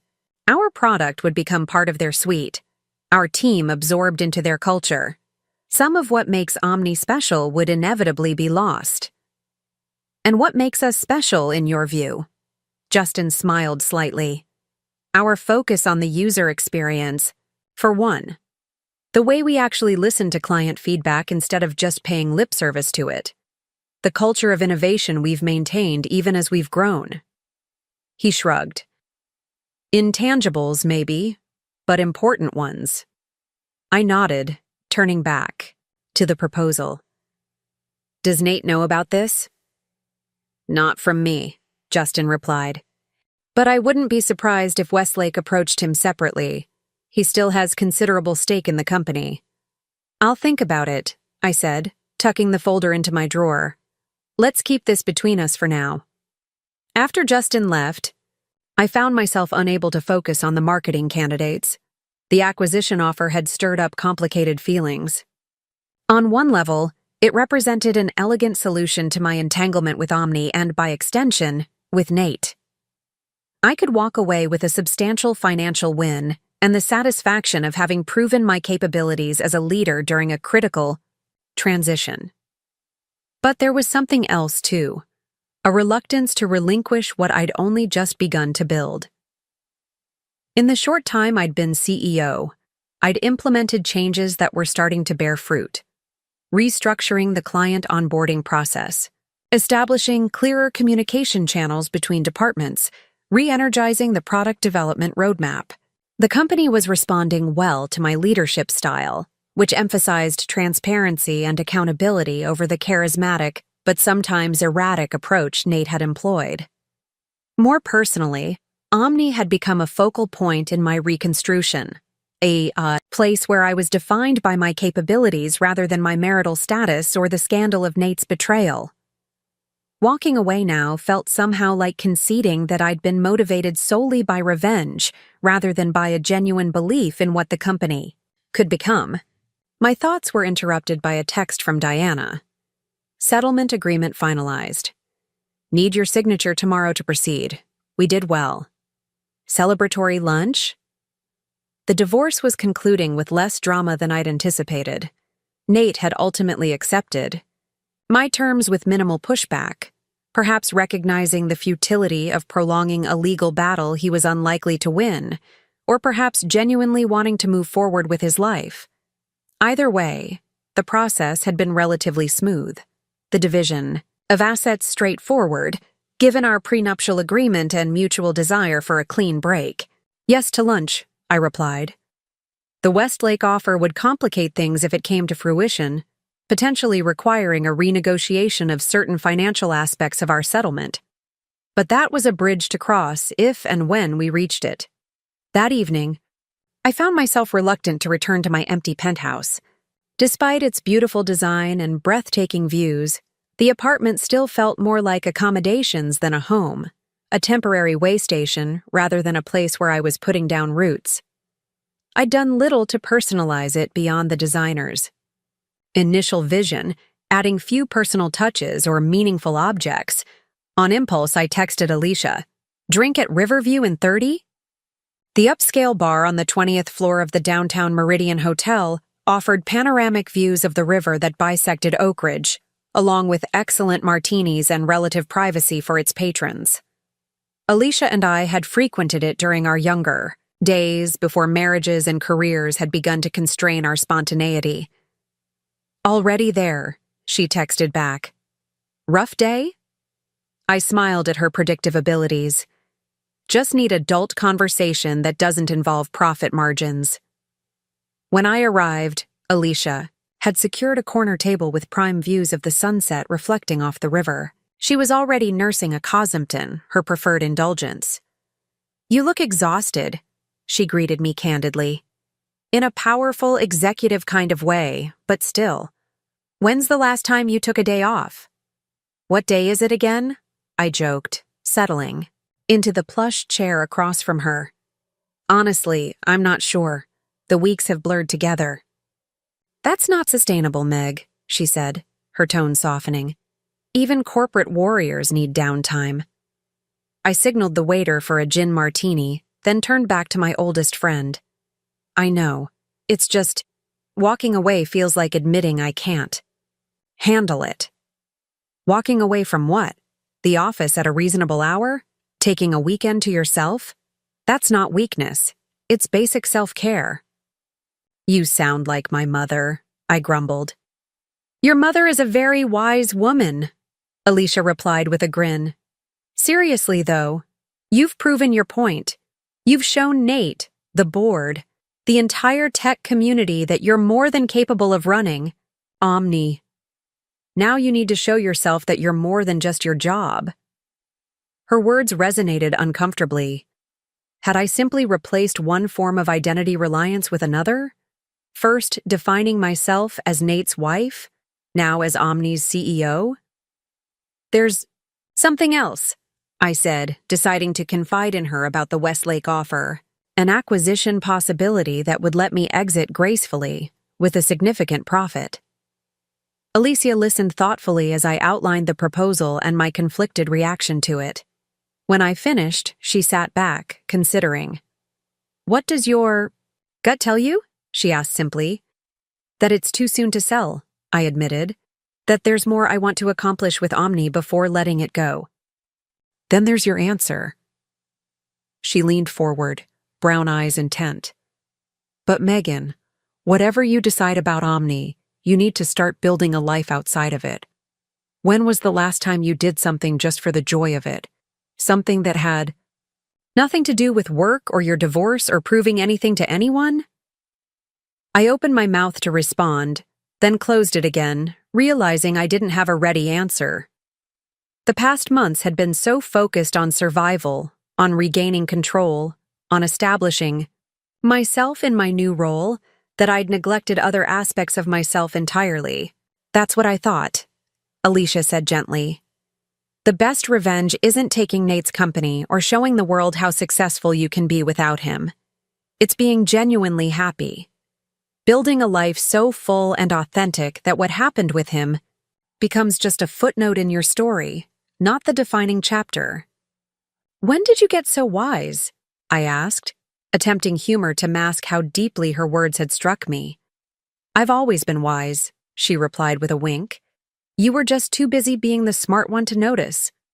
By the time I returned to my apartment, several hours and 2 martinis later, Alicia's advice was still circling in my mind. She was right. I had been so focused on proving myself professionally that I'd neglected the equally important task of rediscovering who I was beyond my career, beyond my former marriage. Standing in my pristine kitchen, I made an impulsive decision. I would take the weekend off, completely off, no checking email, no working on presentations or financial projections. Instead, I would do. What exactly? The question itself was revealing.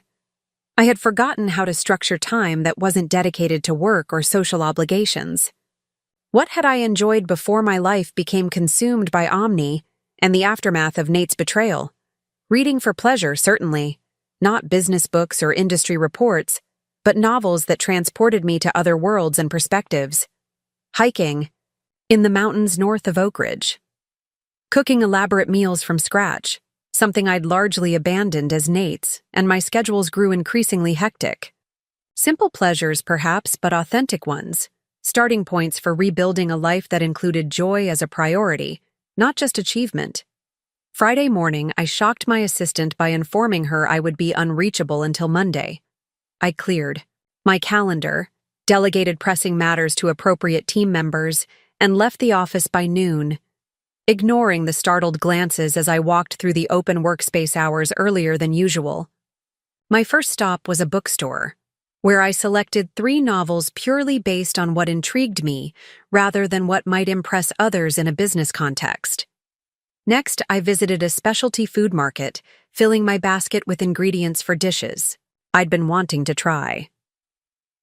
Finally, I stopped at a home goods boutique and impulsively purchased items that spoke to me. A hand-painted ceramic vase, a soft throw blanket in rich jewel tones, framed art that resonated with something inside me. By the time I returned to my penthouse, arms laden with packages, I felt a spark of excitement I hadn't experienced in months. The apartment would never be the hillside house. That chapter was closed. But it could become a true home, a reflection of this new phase of my life. I spent the afternoon rearranging furniture, positioning my new purchases throughout the space, and finally unpacking the few personal items I'd brought from my previous life. Family photographs, a collection of vintage bookends, the handmade quilt my grandmother had created for my college graduation. By evening, the penthouse felt transformed, still elegant and modern, but now with touches of warmth and personality that made it unmistakably mine. The weekend unfolded with a sense of liberation I hadn't anticipated. I lost myself in fiction, hiked a challenging trail in a nearby state park, experimented with complex recipes, and even indulged in the luxury of an afternoon nap. Each activity, trivial as it might seem in the context of running a multi-million-dollar company, helped reconnect me with aspects of myself I'd neglected. By Sunday evening, I felt more centered than I had in months, possibly years. The constant hum of anxiety that had become my baseline state had quieted to a manageable whisper. I could think about Nate without anger rising like bile in my throat. I could contemplate Omni's future without feeling that my entire identity hinged on its success. Monday morning arrived with its usual demands, but I approached them differently, more deliberately, with clearer boundaries. I scheduled time blocks for focused work, ensured breaks for meals away from my desk, and set a firm departure time for the evening. The company wouldn't collapse if I practiced sustainable leadership rather than martyring myself on the altar of ceaseless productivity. The week brought developments on multiple fronts. Diana and I finalized the divorce settlement over lunch on Tuesday, officially ending my marriage to Nate. The papers were signed with less emotion than I might have expected, a business-like conclusion to a relationship that had, in the end, been revealed as more transactional than I'd wanted to believe. "How does it feel?" Diana asked as we toasted with champagne. "To be officially unattached?" I considered the question seriously. "Lighter," I decided. "Like I've set down a heavy suitcase I'd been carrying for too long." "And Omni? Are you going to pursue the Westlake offer?" "Not immediately," I said. "I want more time to build value before considering an exit." Diana nodded approvingly. "Wise choice. Strike when you're in a position of maximum leverage." The conversation shifted to other topics. Diana's recent vacation in Portugal, a mutual friend's engagement, the upcoming summer arts festival in Oak Ridge's revitalized downtown. Normal life continuing, evolving, as it always did regardless, of personal upheavals. Wednesday brought a surprise visitor to Omni. Harold Bennett, my mentor from Horizon Ventures, appeared unannounced at reception asking to see me. "This is an unexpected pleasure," I greeted him, genuinely glad to see the man who had guided my career for over a decade. "What brings you to our humble headquarters?" Harold's silver hair and impeccable suit commanded respect, but his eyes held the warmth they always had when we spoke. "Can't an old man check in on his protégé without an ulterior motive?" "He can," I laughed, gesturing for him to take a seat. "But in my experience, you usually have at least 2 or 3 ulterior motives for everything you do." "You know me too well," he conceded with a chuckle. "All right, cards on the table. I've heard about Westlake's interest in acquiring Omni." I shouldn't have been surprised. Harold had connections throughout the industry and an uncanny ability to detect potential deals before they became public knowledge. "News travels fast," I observed neutrally. "In our world? Always." He leaned forward, expression turning serious.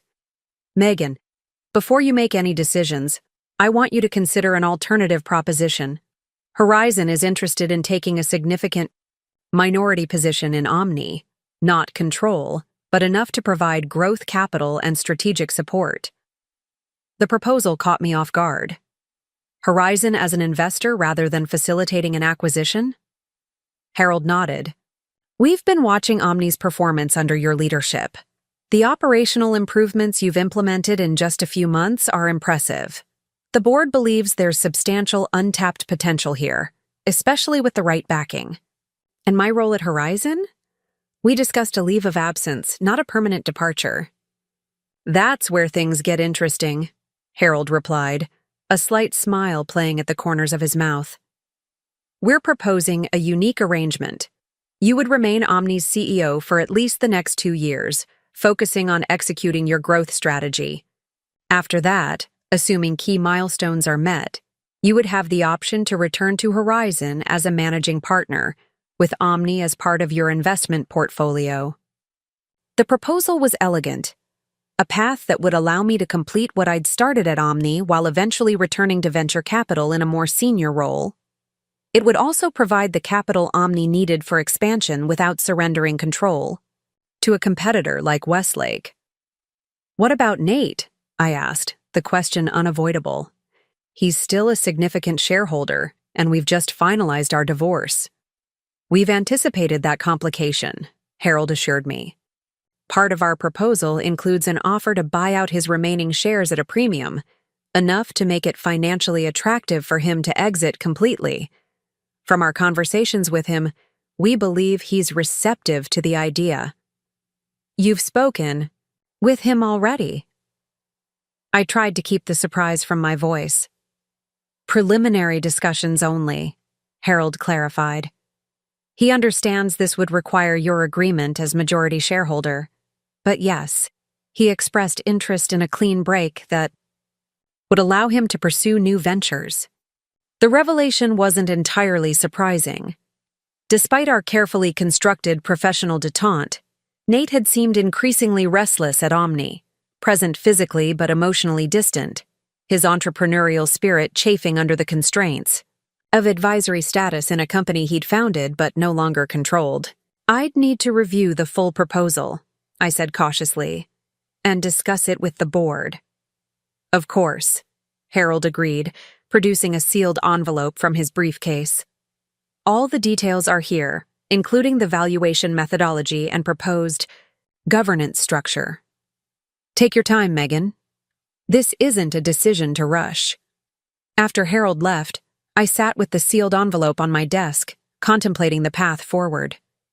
Horizon's proposal offered an elegant solution to several challenges: capital for growth, a graceful exit for Nate, and a defined trajectory for my own career. Yet it also represented another significant change at a time when I was just beginning to find my footing. I was still considering the implications when Justin knocked on my open door. Harold Bennett just left looking pleased with himself, he observed. Anything I should know about? I hesitated only briefly before inviting him in and sharing the outline of Horizon's proposal. Justin was not just my COO, but had become a trusted ally in navigating Omni's post-Nate evolution. His perspective would be valuable. Justin whistled, low after I finished describing the offer. It's a strong proposal, better than Westlake's, if you're thinking beyond the immediate exit. That's my initial assessment too, I agreed. But I'm concerned about change fatigue among the team. We've already been through so much transition. True, he acknowledged. But positioning this as growth capital rather than another ownership change could make a difference in how it's perceived. And honestly, having Nate completely out of the picture might help stabilize things more than you'd expect.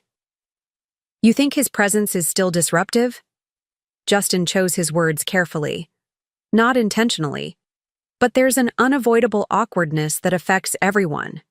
Team members are constantly navigating the dynamics between you two, unsure where ultimate authority rests despite your official position.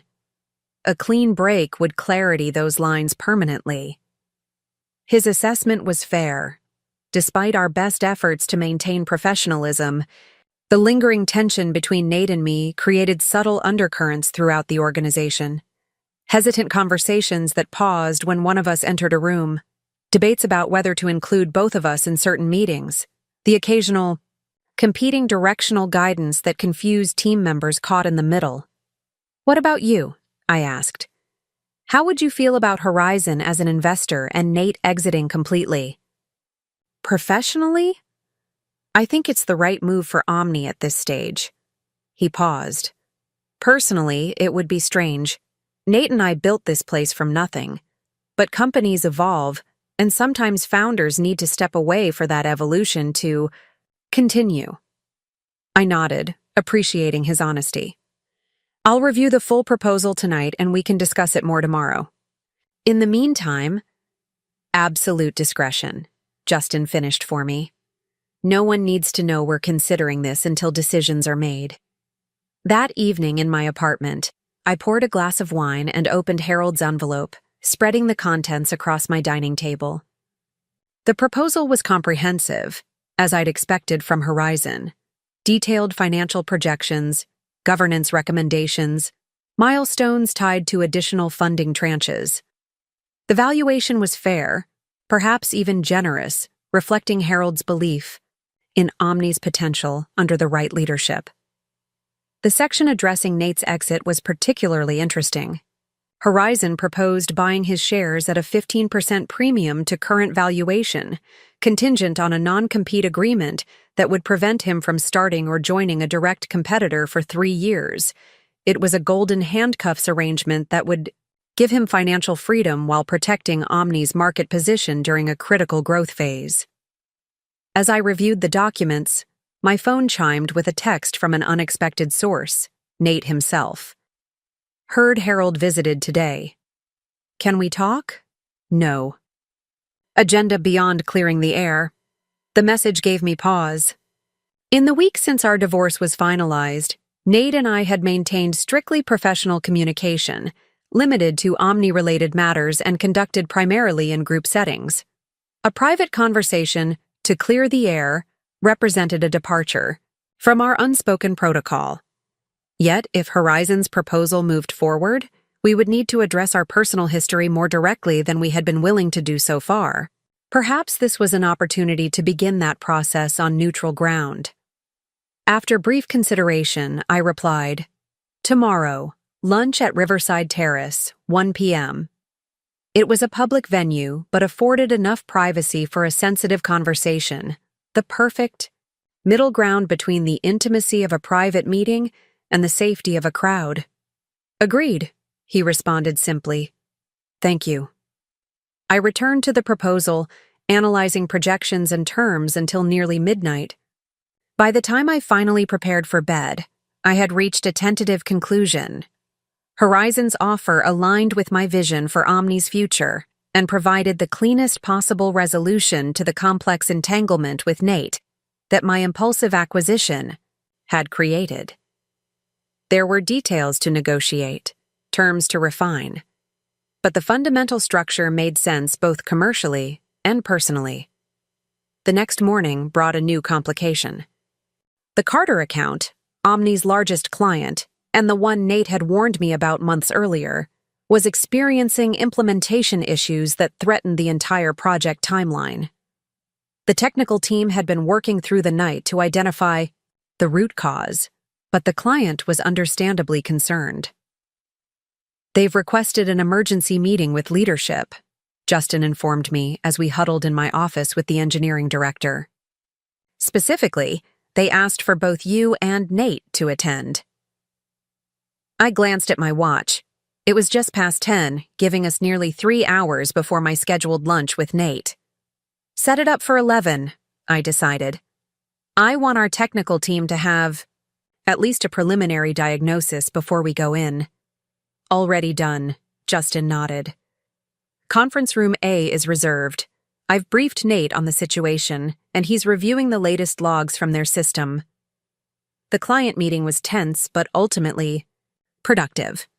The Carter implementation had encountered integration issues with their legacy databases, problems that were solvable but would require additional development time and resources.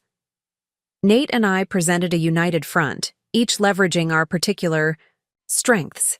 His deep historical knowledge of the client relationship and technical architecture, my strategic perspective on resource allocation and timeline management. By the meeting's end, We had negotiated a revised implementation schedule with clear milestones and communication protocols. The client representatives left cautiously satisfied, and our team had a concrete action plan to address the issues. As the room cleared, Nate lingered, checking his watch. "We still on for lunch?" he asked quietly. "Yes," I confirmed. "I could use the break after that session." We walked to Riverside Terrace separately, a habit developed to minimize office, gossip about our interactions, and arrived within minutes of each other. The outdoor restaurant overlooking the river was busy with the lunch crowd, but the hostess led us to a relatively secluded table beneath a canvas awning. After ordering drinks, sparkling water for me, iced tea for Nate, we sat in awkward silence. For a moment, the weight of our shared history and uncertain future hanging between us. "You handled the Carter situation well," Nate finally offered. "They've always responded better to straight talk than reassurances." "We handled it well," I corrected. "Your technical insight was crucial. I couldn't have addressed their concerns so specifically without it." He nodded, accepting the professional compliment without comment. Another silence stretched between us, more uncomfortable than the first. "This is strange, isn't it?" Nate said eventually, a rueful smile playing at the corner of his mouth. "After everything, sitting here like civilized adults discussing work as if you hadn't betrayed me and I hadn't taken over your company?"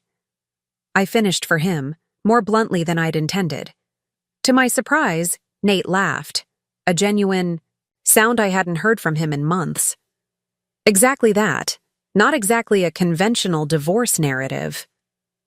His unexpected humor broke something in me, a lingering tension I hadn't realized I was still carrying. I found myself smiling in response, the absurdity of our situation suddenly striking me with full force. "We never did anything the conventional way, did we?" I remarked. "Not once," he agreed, raising his glass in a mock toast. "Two unconventional endings." I clinked my water against his tea, and new beginnings. The words came naturally, without the bitterness I might have expected even weeks earlier. Our food arrived, a salad for me, sandwich for him, providing a momentary reprieve from conversation. When we resumed, Nate's tone was more serious. "Harold talked to you about Horizon's proposal?" "Yes," I confirmed. "It's an interesting opportunity.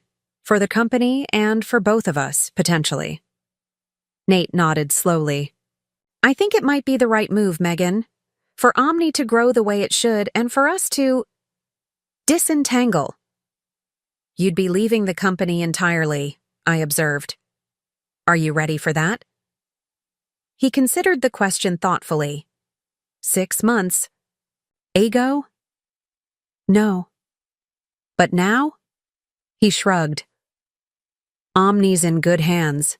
The team respects you, the clients trust you, and I've realized recently that I miss the early stages of building something. The creativity, the possibility, the hunger.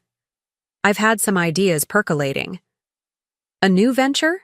I asked, genuinely curious. "Early conceptual stage," he admitted. "But yes, something in the education technology space. The Horizon deal would give me the capital and runway to explore it properly." I studied him across the table. This man who had been the center of my world for 8 years and was now becoming someone I observed with increasing detachment, not with anger or hurt, but with the clear-eyed assessment of someone stepping back from a painting to see its full composition. "I think you should pursue it," I said sincerely. "You've always been at your best when building something new." "Thank you," he replied, seeming genuinely touched by my endorsement. "That means more than you might expect." We finished our meal discussing practical matters: how to approach the board about Horizon's proposal, the messaging for employees and clients, the timeline for implementation if we decided to proceed. It was the most substantial, honest conversation we'd had since the night of his birthday dinner, though conducted in an entirely different register. Collaborative rather than confrontational, forward-looking rather than mired in past betrayals. As we prepared to leave, Nate hesitated, then spoke with uncharacteristic vulnerability. For what it's worth, Megan, I'm sorry. Not just for Vanessa, though obviously for that, but for how I treated you in the years before. The small dismissals, the taking you for granted. You deserved better. The apology caught me off guard. It was more self-aware than I'd expected from him, acknowledging not just the affair, but the pattern of behavior that had eroded our marriage long before Vanessa entered the picture. Thank you for saying that, I replied after a moment. It doesn't change what happened, but I appreciate the recognition. He nodded, accepting the limited absolution I was able to offer.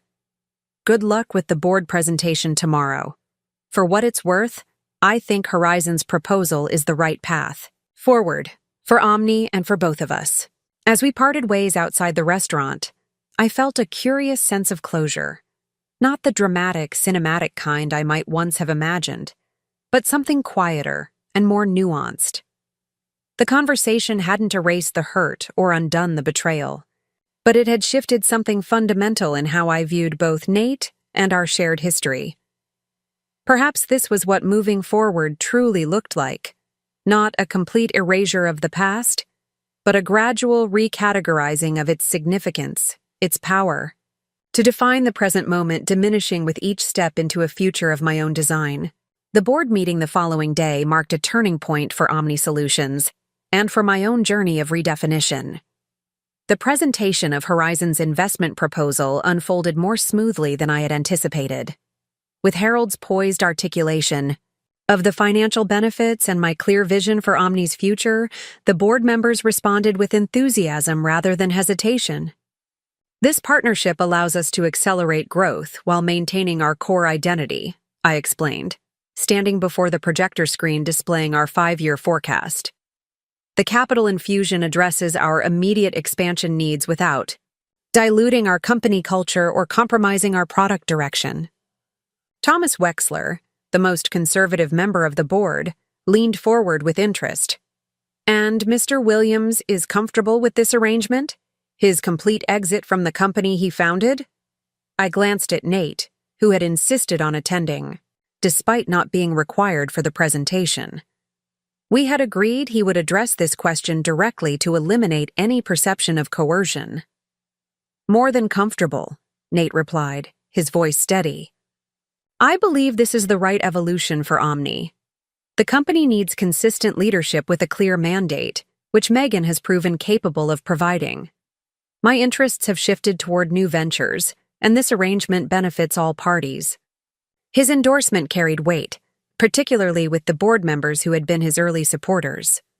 By the meeting's end, we had tentative approval to proceed with due diligence, with a final vote scheduled for the following month. As the board members filed out of the conference room, Harold lingered behind, his expression pleased but contemplative. That went well, he observed once we were alone. Better than expected. The proposal sells itself, I replied, gathering my materials. It's the right move for Omni at this juncture. Harold shook his head slightly. The proposal is solid. Yes, but what sold the board was your command of the room, Megan. The confidence you've developed in this role. It's remarkable given the circumstances of your appointment. His observation gave me pause. Had I changed so noticeably in the months since taking over Omni? The woman who had orchestrated the takeover had been fueled by anger and determination. Strategic, but reactive. The person who stood before the board today felt more deliberate, more centered in her own authority. I've had to adapt quickly, I acknowledged. You've done more than adapt, Harold said with uncharacteristic directness. You've transformed, both the company and yourself. It's impressive to witness. The compliment from my longtime mentor meant more than I expected. Harold had seen me at every stage of my professional journey, from ambitious associate to youngest partner in Horizon's history. His recognition of this evolution affirmed something I had been feeling, but hadn't fully articulated. Thank you, I said simply. Harold consulted his watch. I have another appointment across town. We'll talk tomorrow about next steps? After he left, I remained in the conference room, taking a moment to absorb the significance of what had just occurred. The Horizon partnership, if finalized, would reshape Omni's trajectory and provide definitive resolution to the unorthodox situation I had created months ago. The takeover that had begun as an act of self-preservation, a desperate grab for control in the wake of betrayal, had evolved into something more considered, more forward-looking. I was no longer merely reacting to Nate's actions, but actively designing a future that made strategic sense for the company and for my own professional path. My phone chimed with a text from Diana. Divorce decree officially filed with the court. You are officially a free woman. Congratulations? The news felt anticlimactic after everything else, a formal acknowledgement of what had already emotionally concluded. Still, there was something meaningful about the legal recognition that my marriage was truly, finally over. Thank you for everything, I replied. Definitely cause for celebration. Dinner next week? As I gathered my materials to leave the conference room, Nate appeared in the doorway, his expression unreadable. Do you have a minute? He asked tentatively. I gestured to the chair across from me, curious about what he wanted to discuss after his surprisingly supportive presentation to the board. I've been thinking about logistics, he began once seated.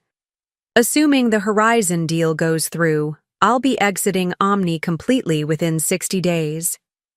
That means I should start planning my transition now. That seems prudent, I agreed. Do you have specific concerns? Not concerns exactly, more loose ends. He hesitated. The Carter account, for instance. They've worked directly with me since the beginning. The handoff needs to be handled carefully. I've already started identifying potential account executives with the right technical knowledge and relationship skills, I assured him. We could arrange joint meetings over the next few weeks to facilitate a smooth transition. Nate nodded. That makes sense. There's also the Westridge Innovation Center project. I've been the primary liaison with their R&D team. We spent the next half hour mapping out a transition plan for Nate's remaining responsibilities.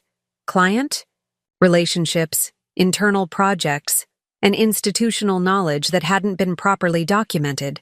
The conversation was entirely professional, focused on Omni's needs rather than our personal history.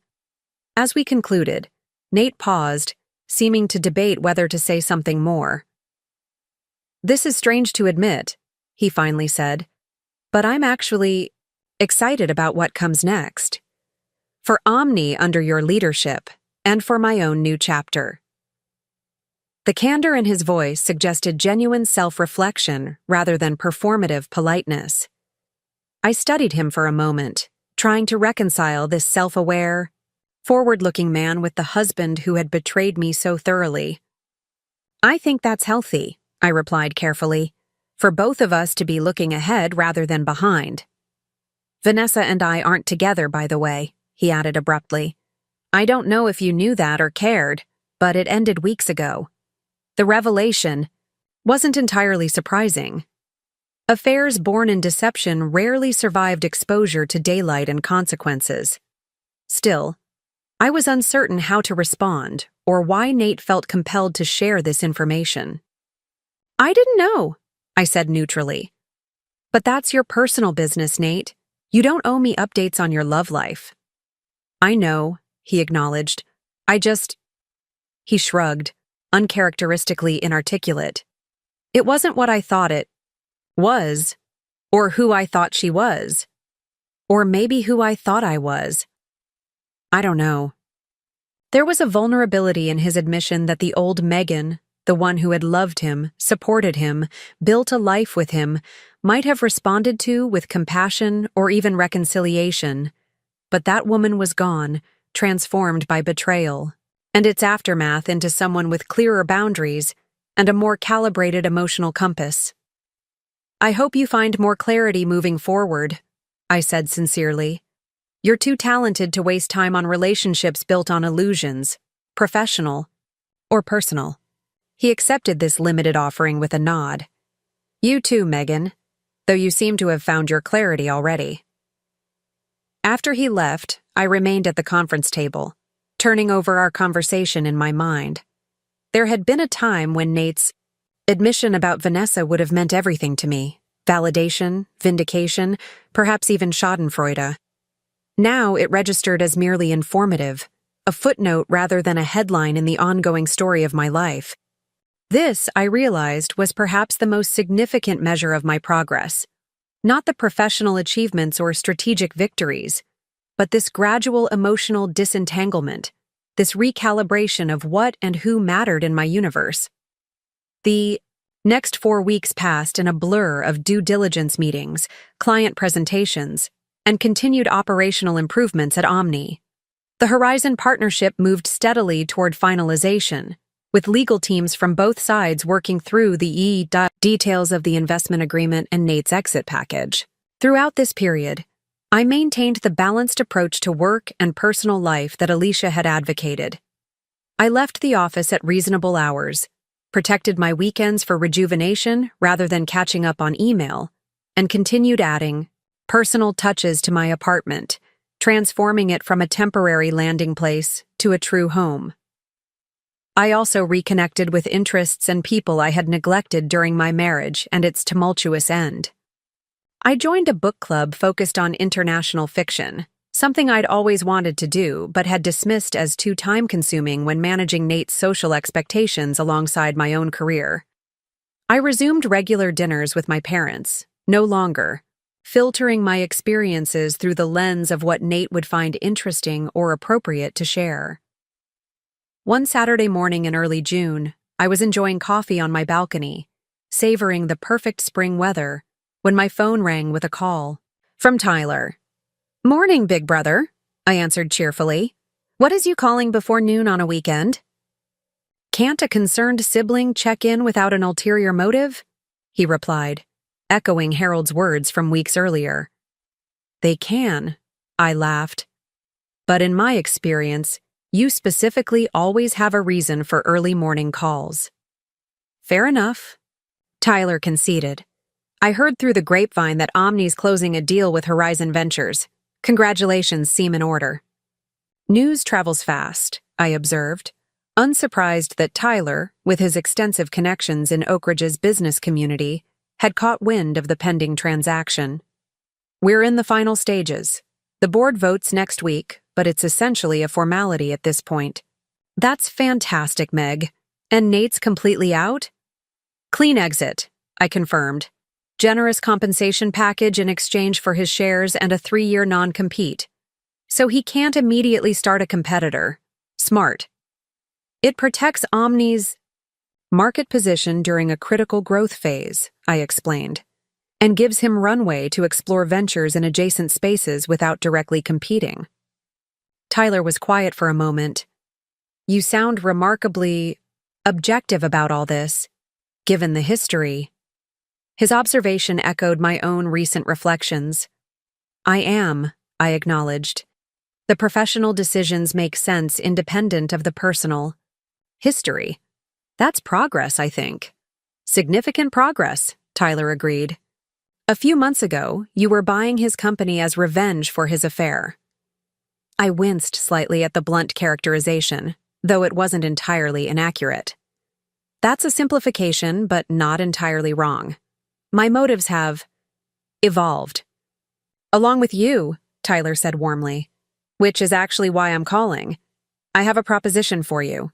Strictly social, nothing business-related." "I'm intrigued," I replied, sipping my coffee. "What kind of proposition?" "A weekend at Lake Chatham. My college roommate Mark has a lake house he's not using next weekend, and he offered it to me.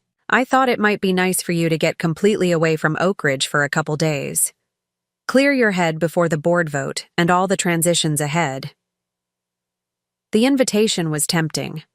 Lake Chatham was about 3 hours north of Oak Ridge, renowned for its crystalline waters and surrounding hiking trails. A brief escape from the city and its associations might be exactly what I needed, before the final phase of Omni's transformation and my own professional repositioning. That sounds perfect, actually, I said, surprised by how appealing the prospect of a quiet weekend away felt. Just the two of us? Well, that's the other thing, Tyler hedged, a note of hesitation entering his voice. Mark's brother David will be there. He's staying in the guest cabin on the property while between assignments. He's a photojournalist, he added quickly, as if anticipating my objection to an unexpected third party. Tyler, I said suspiciously, is this a setup? Not a setup, he protested unconvincingly. Just a purposeful introduction. David's a great guy. Recently divorced himself, so he understands the territory. Smart, interesting, no drama. You'd have separate accommodations and zero pressure. Just good conversation and maybe a hiking companion if you want one. I sighed, torn between amusement and irritation at my brother's transparent matchmaking. I'm not ready to date, Ty. I'm barely 6 weeks divorced. Who said anything about dating? He replied innocently. I'm talking about expanding your social circle with someone who might have an interesting perspective. Someone who isn't connected to your work or your history with Nate. Put that way, it didn't sound entirely unreasonable. And truthfully, the idea of male company that wasn't associated with Omni or the divorce held a certain appeal. Not for romantic reasons, but for the simple pleasure of conversation uncomplicated by professional hierarchies or shared history. Fine, I relented, but be very clear with this David person that I'm not in the market for a relationship. I don't want any misunderstandings. Crystal clear, Tyler promised, not quite suppressing his satisfaction at my agreement. We'll leave Friday afternoon. I'll pick you up at 4.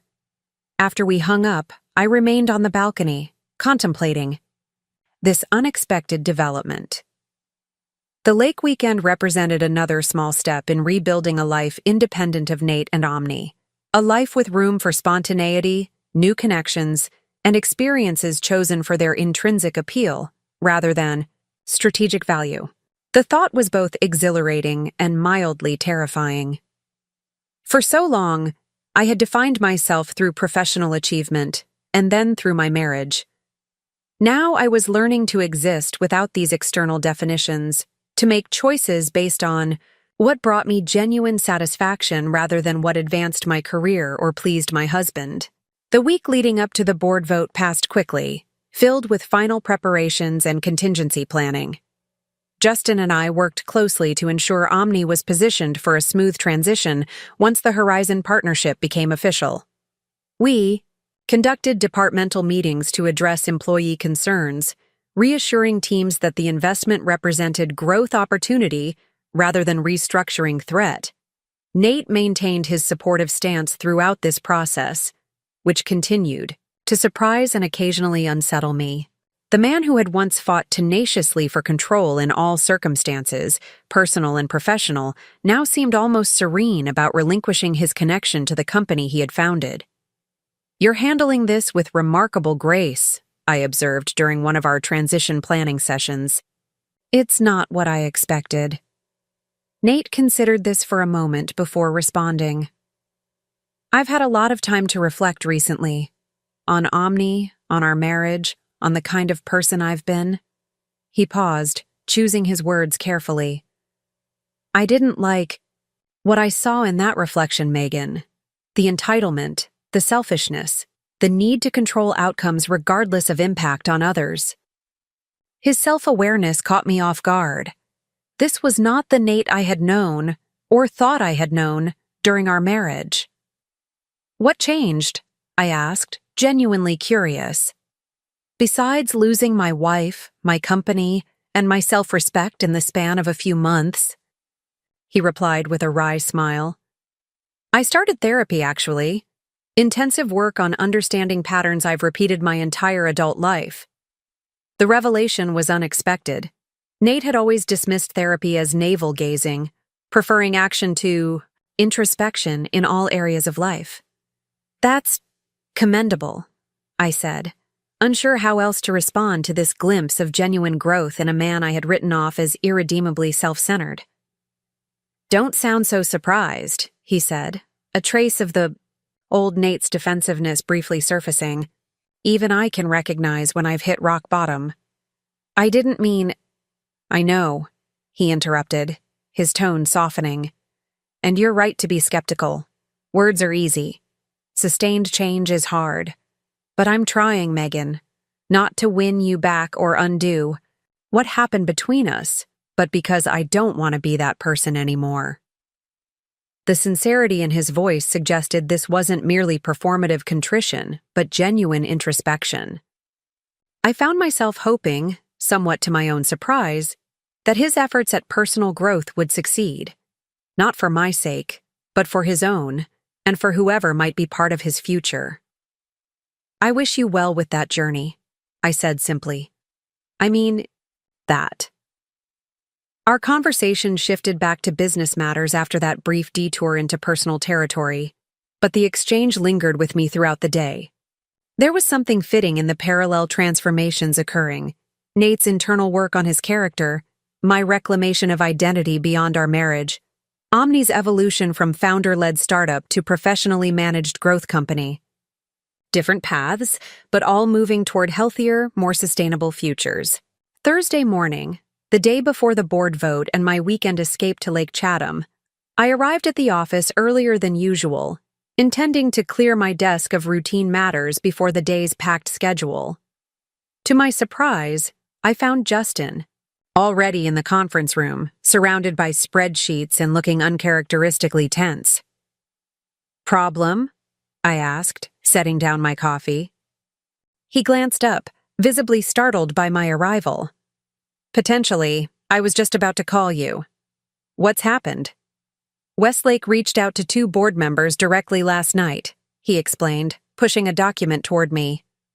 "They've increased their acquisition offer by 20% and added significant earnouts for key executives, including a special retention package for Nate if he agrees to stay on for 3 years post-acquisition." I skimmed the updated proposal, my mind racing to process this 11th-hour complication. The financial terms were indeed substantially improved from Westlake's original offer, making it potentially more attractive than Horizon's partnership proposal from a purely monetary perspective. "Who on the board received this?" I asked, mentally cataloging potential allies and obstacles. "Wexler and Chen," Justin replied, naming the 2 most finance-focused directors. "They're obligated to present it for consideration at tomorrow's meeting." "Of course they are," I muttered, considering the implications.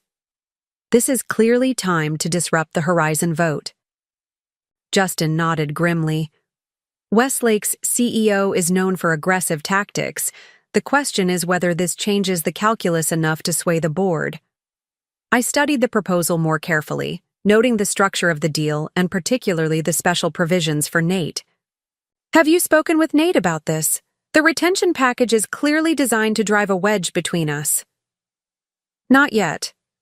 I only learned about it 30 minutes ago."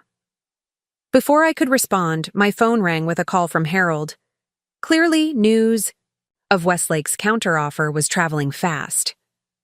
"I assume you've seen Westlake's revised proposal," Harold said without preamble when I answered.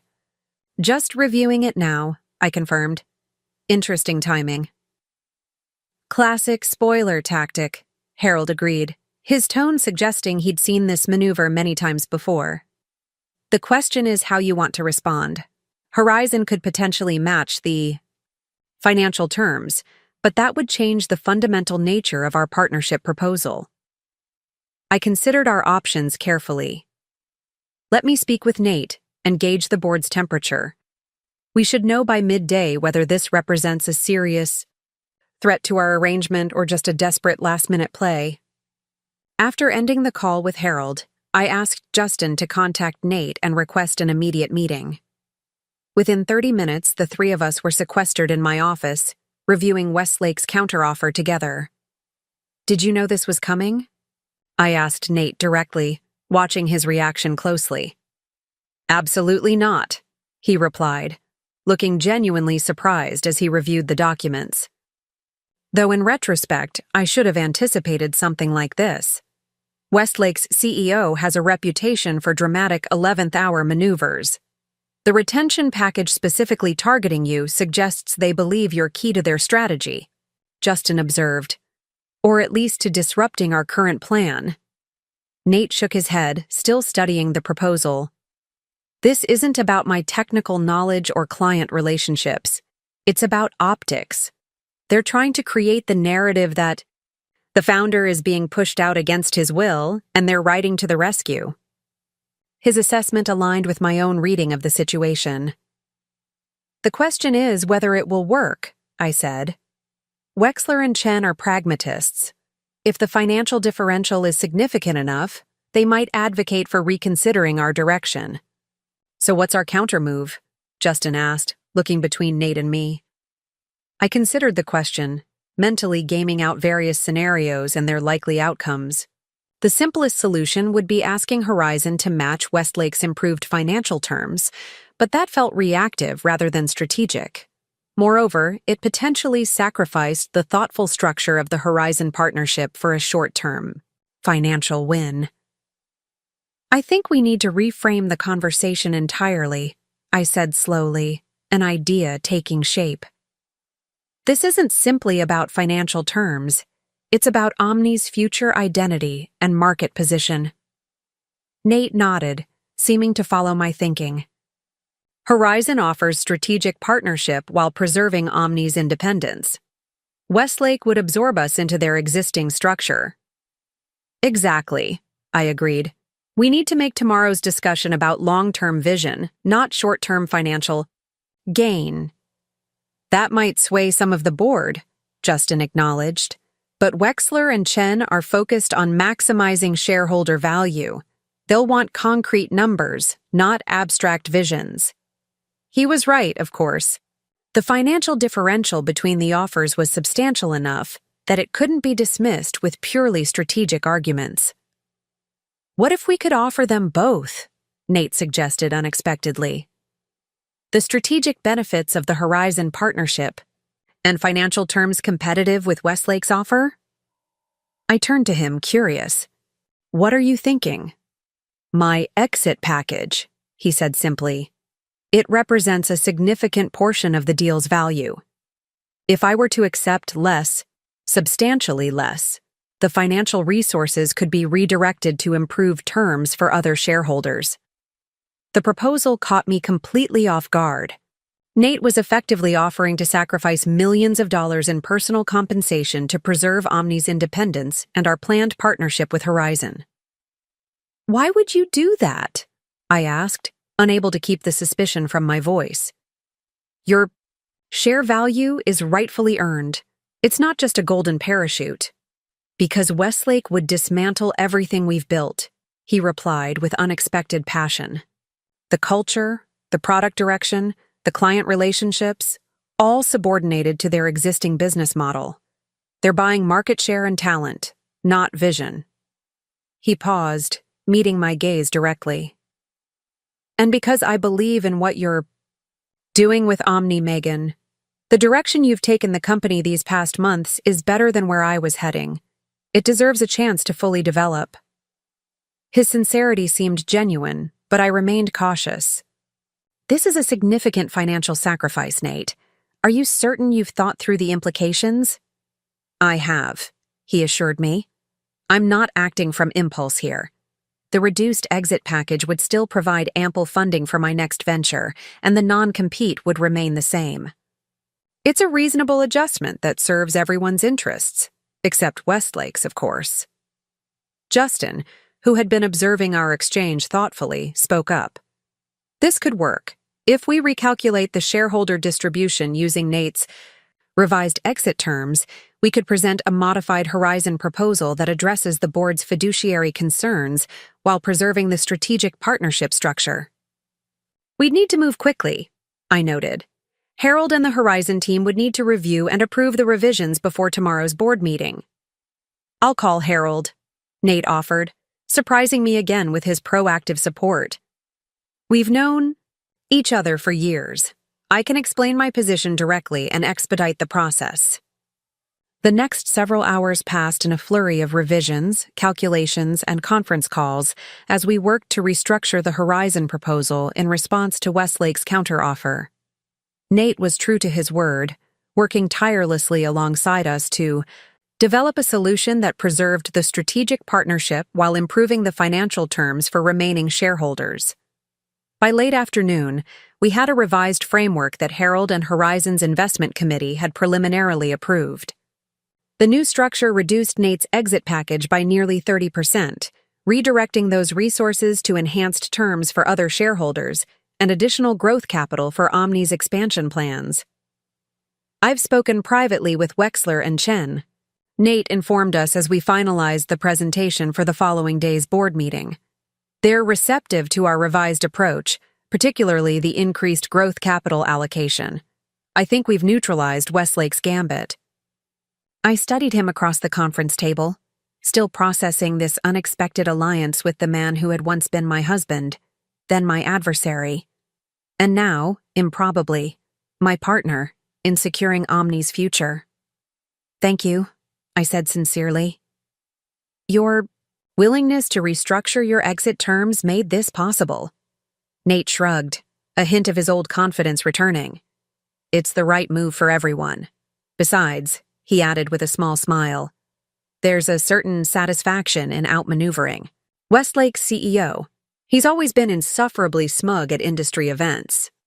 The moment of shared conspiracy, us against a common competitor, felt strangely normal, as if we had temporarily stepped into an alternate timeline where our personal history was secondary to our professional partnership. It was both disconcerting and oddly comfortable, a reminder of the genuine connection that had existed between us before everything unraveled. We should all get some rest, Justin suggested, glancing at his watch. Tomorrow will be intense regardless of how well prepared we are. As we gathered our materials to leave, Nate paused by the door.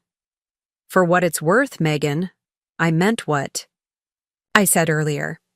I believe in the direction you're taking Omni.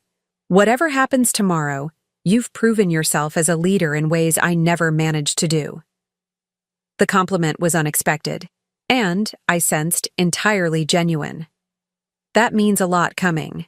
From you, Nate. Thank you.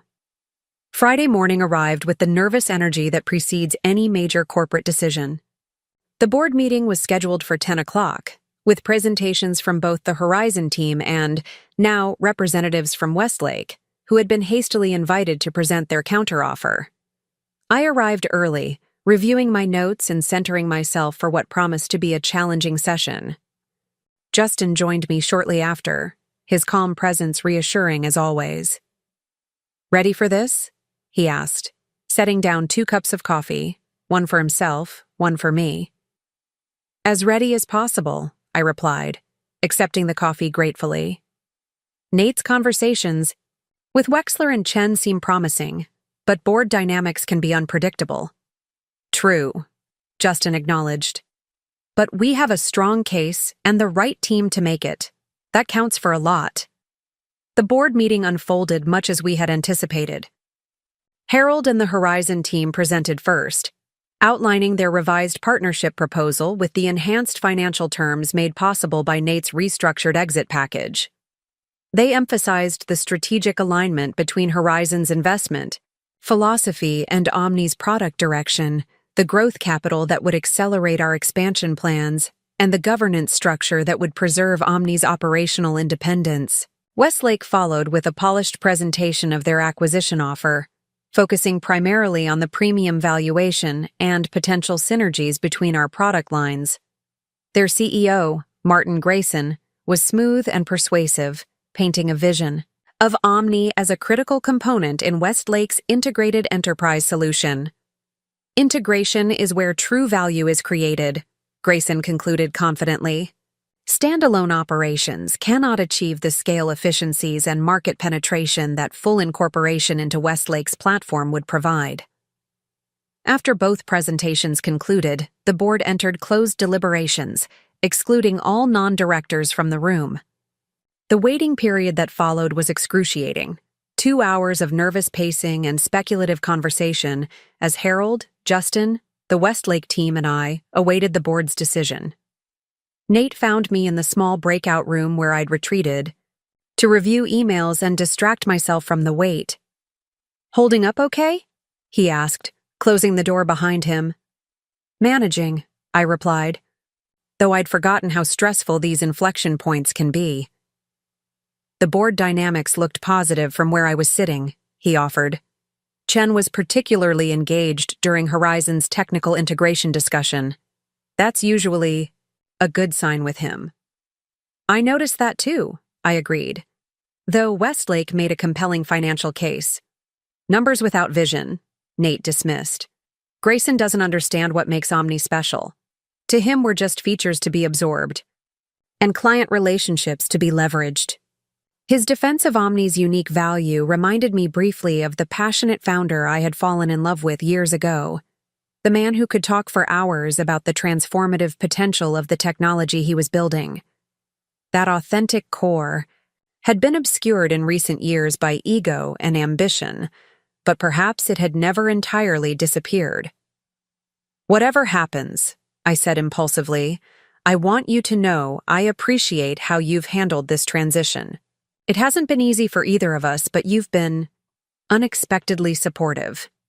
Nate seemed momentarily taken aback by my candor. "I've had a lot to atone for," he said finally. "Supporting your leadership of Omni feels like the right place to start." Before we could continue this unexpected moment of connection, Justin appeared at the door. "They're ready for us. The board has reached a decision." The next 15 minutes passed in a blur of formalities and corporate governance. Procedures. Thomas Wexler, as board chair, announced the outcome with characteristic precision. Horizon's revised partnership proposal had been approved by unanimous vote.